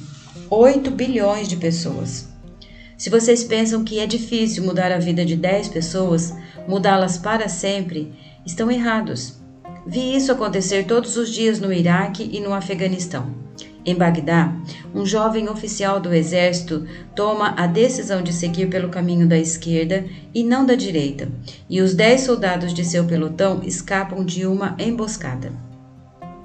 Na província de Kandahar, no Afeganistão, um oficial da equipe feminina de engajamento sente que alguma coisa está errada e conduz o pelotão de infantaria para longe de uma bomba de fabricação caseira, salvando a vida de uma dezena de soldados. Mas, pensando bem, não apenas esses soldados foram salvos pela decisão de uma pessoa, como também seus filhos que ainda não tinham nascido, e os filhos de seus filhos. Gerações foram salvas por uma única decisão de uma única pessoa. Mas um ato capaz de mudar o mundo pode ocorrer em qualquer lugar, e qualquer pessoa pode praticá-lo. Portanto, o que começa aqui pode de fato mudar o mundo. Mas a pergunta é: como será o mundo depois da mudança? Bem, Acredito que ele será muito melhor. Mas se vocês quiserem atender ao pedido de um velho marinheiro, tenho algumas sugestões que podem ajudá-los a tornar o mundo melhor. E embora eu tenha aprendido essas lições durante minha vida militar, posso garantir que não importa se você um dia serviu a alguma instituição militar. Não importa o gênero, a etnia, a formação religiosa ou a condição social. Nossas lutas neste mundo são semelhantes e as lições para vencê-las e andar para frente, para mudar a nós mesmos e ao mundo que nos cerca, se aplicam igualmente a todos. Servi como CEO da Marinha dos Estados Unidos por 36 anos, mas tudo começou quando saí da Universidade do Texas para o treinamento básico do SEAL em Coronado, na Califórnia. O treinamento básico do SEAL consiste em 6 meses de longas e torturantes corridas na areia fofa, exercícios noturnos de natação nas águas frias da Baía de San Diego, pistas de obstáculos, infindáveis exercícios de ginástica, dias sem dormir e a onipresente sensação de frio, umidade e desgraça. Foram 6 meses de constante perseguição de guerreiros profissionalmente treinados, que tentavam descobrir os fracos de corpo e mente e eliminá-los, antes que se tornassem um SEAL da Marinha. Mas o treinamento também visava descobrir alunos capazes de liderar num ambiente de constante estresse, caos, fracasso e adversidade. Para mim, o treinamento básico do SEAL foi um período de desafios condensados em 6 meses. Portanto, eis as 10 lições que aprendi no treinamento básico do SEAL e que espero que sejam valiosas para vocês na sua vida futura. Todas as manhãs, meus instrutores, que naquela época eram todos veteranos do Vietnã, apareciam no nosso alojamento e a primeira coisa que faziam era inspecionar nossas camas, verificar se tínhamos arrumado a cama corretamente, com os lençóis bem esticados nos cantos, o travesseiro centralizado logo abaixo da cabeceira e o cobertor perfeitamente dobrado aos pés da cama. Era uma tarefa simples, corriqueira até. Mas todas as manhãs exigia-se que arrumássemos a cama com perfeição. Na época, isso me parecia um tanto ridículo, ainda mais para jovens que aspiravam tornar-se verdadeiros guerreiros, SEALs fortalecidos em batalha. Mas, ao longo dos anos, a sabedoria desse simples ato acabou se revelando para mim. Se você arrumar a cama todas as manhãs, terá realizado a primeira tarefa do dia. Isso lhe dará um sentimento de orgulho, mesmo que pequeno, e irá encorajá-lo a assumir outra tarefa, e mais outra. No fim do dia, essa primeira tarefa realizada terá se transformado em muitas outras tarefas realizadas. Além disso, arrumar a cama reforça a ideia de que as pequenas coisas da vida são importantes. Se alguém não consegue realizar as pequenas coisas, nunca fará direito às grandes coisas.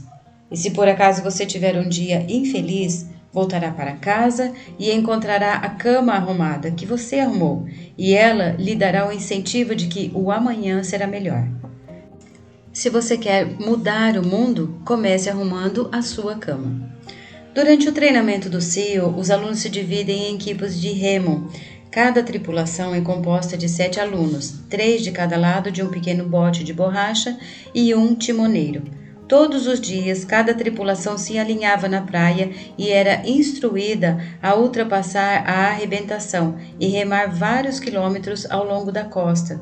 No inverno, as ondas em San Diego podem chegar a 3 metros de altura, o que tornava muito difícil atravessar a arrebentação remando, a menos que todos se empenhassem com todas as forças.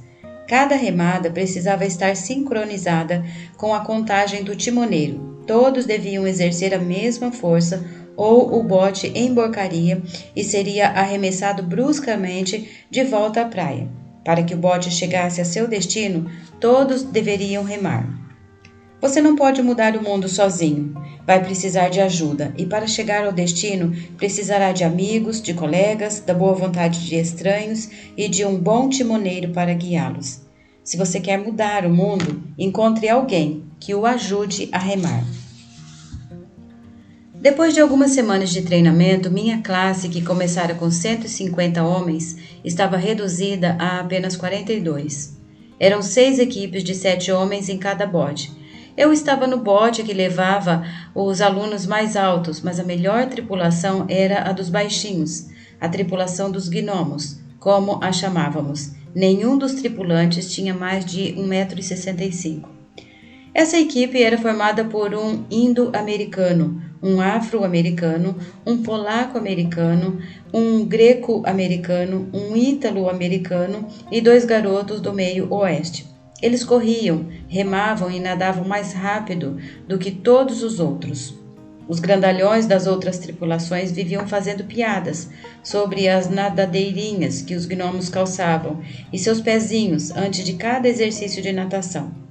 Mas aqueles baixinhos, vindos de cantos diferentes do mundo e do país, sempre riam por último, mostrando que podiam nadar mais rápido que qualquer um e chegar à praia antes de todos nós.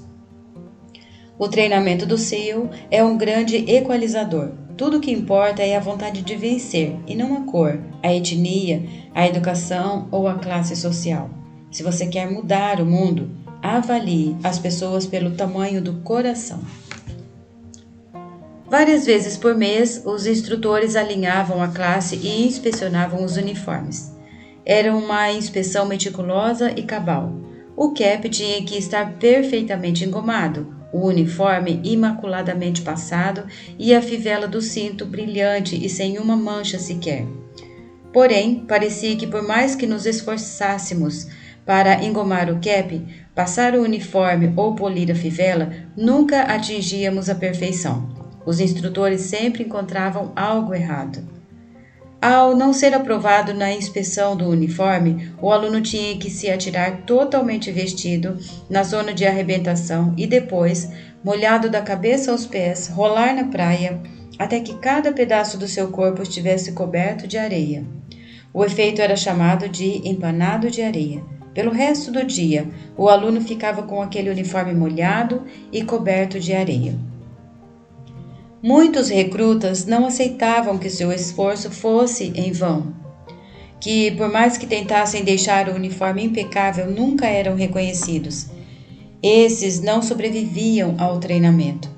Não entendiam seu propósito. Você nunca vai vencer. Você nunca vai ter um uniforme perfeito.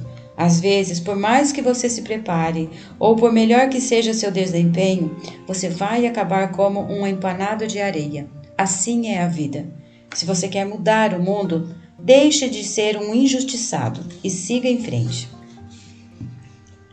Todos os dias, durante o treinamento, éramos desafiados com muitos exercícios físicos, longas corridas, intermináveis atividades de natação, pistas de obstáculos e horas de ginástica, algo concebido para testar nossa determinação. Cada exercício tinha suas metas, tempos que precisávamos atingir. Quem não conseguisse satisfazer esses padrões era inscrito numa lista e no fim do dia convidado ao circo. O circo significava mais 2 horas de exercícios destinados a nos esgotar, a quebrar nossa moral, a nos fazer desistir. O circo significava que naquele dia você não tinha cumprido as metas. O circo significava mais cansaço, e mais cansaço significava que o dia seguinte seria mais difícil e que mais circos provavelmente viriam. Mas, a certa altura do treinamento, todos acabavam na lista do circo. E uma coisa interessante acontecia para aqueles que estavam constantemente na lista. Com o tempo, esses alunos que tinham feito 2 horas extras de ginástica ficavam cada vez mais fortes. O sofrimento do circo forjava uma força interior, construía uma maior resistência física. A vida está cheia de circos. Você vai fracassar. Provavelmente você vai fracassar com frequência. Isso desanima qualquer um. Às vezes, isso vai testá-lo na essência do seu ser. Se você quer mudar o mundo, não tenha medo do circo. Pelo menos 2 vezes por semana tínhamos que percorrer a pista de obstáculos. Eram 25 obstáculos, incluindo um muro de 3 metros, uma escada de corda de quase 10 metros, uma cerca de arame farpado, para citar apenas alguns. Mas o obstáculo mais difícil era o deslizar pela vida. Tinha uma torre de 9 metros, com 3 níveis numa extremidade, a uma torre com um nível na outra.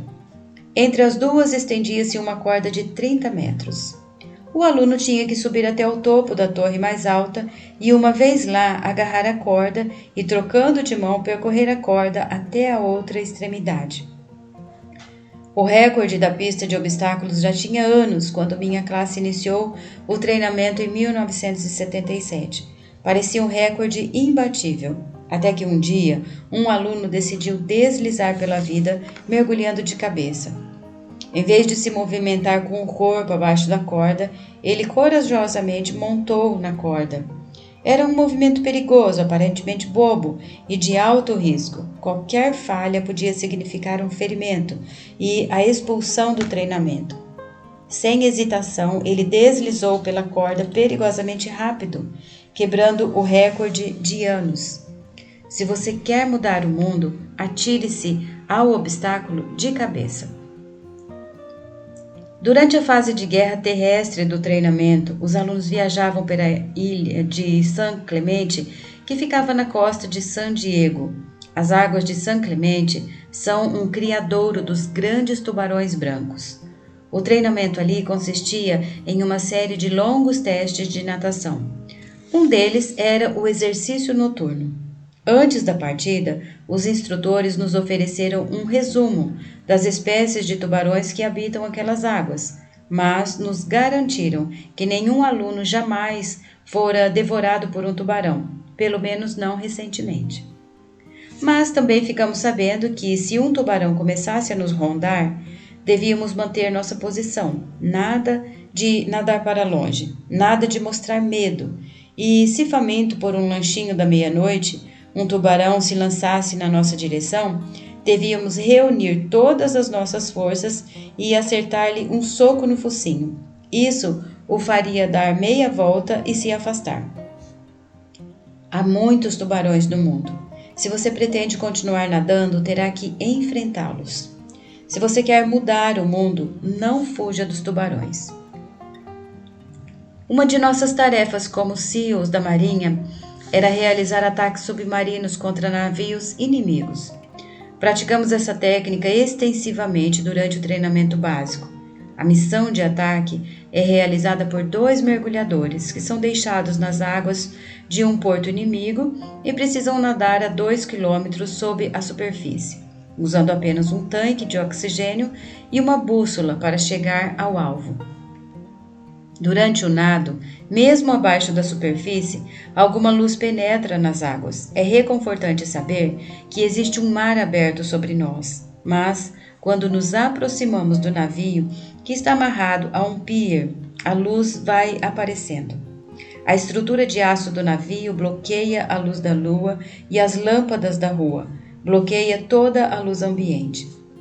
Para ter sucesso na missão, temos que nadar debaixo do navio e encontrar a quilha, a linha central na parte mais profunda do navio. Ela é nosso objetivo, mas essa é também a parte mais escura, onde não se consegue enxergar um palmo diante do nariz, onde o barulho das máquinas é ensurdecedor e onde é fácil perder a orientação e fracassar. Todo SEAL sabe que, debaixo da quilha, no momento de maior escuridão da missão, é preciso manter a calma e que todas as habilidades táticas, toda a força física e mental devem ser postas em prática. Se você quer mudar o mundo, dê o seu melhor nos momentos mais sombrios. A nossa semana de treinamento tem um nome: Semana Infernal. São 6 dias sem dormir, de constante hostilidade física e mental, e um dia especial nos pântanos. Os pântanos são uma região entre San Diego e Tijuana, onde as águas refluem e formam redemoinhos, uma faixa de terreno pantanoso onde a lama nos engolfa. Foi numa quarta-feira da semana infernal que remamos até o pântano e passamos as 15 horas seguintes tentando sobreviver ao lodo congelante, ao vento uivante e à incessante pressão dos instrutores nos incitando a desistir. Quando o sol começou a se pôr naquele fim de tarde de quarta-feira, minha classe, tendo cometido alguma grave infração das regras, recebeu ordens de entrar no pântano. A lama cobriu cada homem, até que a única parte visível era a cabeça. Os instrutores nos disseram que só poderíamos sair do pântano se 5 homens desistissem. Bastariam 5 homens e poderíamos nos ver livres daquele frio opressivo. Quando olhei em volta, percebi que alguns alunos estavam prestes a abandonar a prova. Faltavam ainda 8 horas para o sol nascer, mais 8 horas de um frio de gelar os ossos. O barulho de dentes batendo e dos gemidos dos recrutas era tão alto que não se podia ouvir nenhuma outra coisa. E então, uma voz ecoou pela noite. Uma voz começou a cantar uma música. A voz era terrivelmente desafinada, mas cantava com grande entusiasmo. Outra voz se juntou à primeira, e 2 se tornaram 3, e logo toda a classe estava cantando. Sabíamos que, se um homem podia resistir ao sofrimento, os outros também poderiam.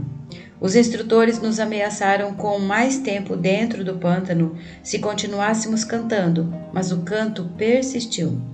E de algum modo o lodo pareceu um pouco mais quente, o vento um pouco mais fraco e o amanhecer um pouco mais próximo. Se aprendi alguma coisa viajando pelo mundo foi a força da esperança, a força de uma pessoa, de um Washington, Lincoln, King, Mandela e até de uma menina do Paquistão, Malala. Uma pessoa pode mudar o mundo dando esperança aos outros. Se você quer mudar o mundo, comece a cantar quando estiver enfiado na lama até o pescoço. Finalmente, no treino do SEAL existe um sino de metal que fica pendurado no centro do pátio, à vista de todos. Tudo o que um aluno precisava fazer se quisesse desistir do treinamento era tocar o sino. Toque o sino e não terá mais que acordar às 5 da manhã. Toque o sino e não terá mais que nadar nas águas geladas. Toque o sino e não terá mais que enfrentar as longas corridas, a pista de obstáculos, os exercícios físicos e não terá mais que suportar o sofrimento do treinamento. Basta tocar o sino. Se você quer mudar o mundo, nunca, jamais toque o sino. Aos graduandos de 2014, devo dizer que vocês estão a um passo de se formar, a um passo de iniciar sua jornada pela vida, a um passo de começar a mudar o mundo para melhor. Não será fácil. Comecem cada dia com uma tarefa concluída. Encontre alguém que os ajude a atravessar a vida. Respeitem todas as pessoas. Saibam que a vida não é justa e que às vezes o fracasso é inevitável. Mas, mesmo correndo alguns riscos, sigam em frente quando os tempos forem difíceis. Enfrentem os tiranos, ajudem os oprimidos e nunca, jamais desistam. Se fizerem tudo isso, as próximas gerações viverão num mundo muito melhor e o que começou aqui irá de fato mudar o mundo para melhor. Muito obrigado, Rock and Horns. Agradecimentos. Gostaria de agradecer à minha editora, Jami Rabi, por sua paciência e compreensão. Você produziu um lindo livro que acredito resistirá ao teste do tempo. Quero agradecer também a todos os amigos que concordaram em ser mencionados no livro. Sua coragem diante de terríveis adversidades me inspirou muito mais do que vocês conseguiriam imaginar. Sobre o autor. O almirante William H. McRaven serviu a Marinha dos Estados Unidos com grande distinção. Em seus 37 anos como SEAL, exerceu o comando em vários níveis. Como almirante de 4 estrelas, seu último cargo foi o de comandante de todas as forças de operações especiais. Hoje é reitor da Universidade do Texas. Esta foi a leitura do livro Arrume a Sua Cama. Pequenas atitudes que podem mudar a sua vida e talvez a do mundo, de William McRaven.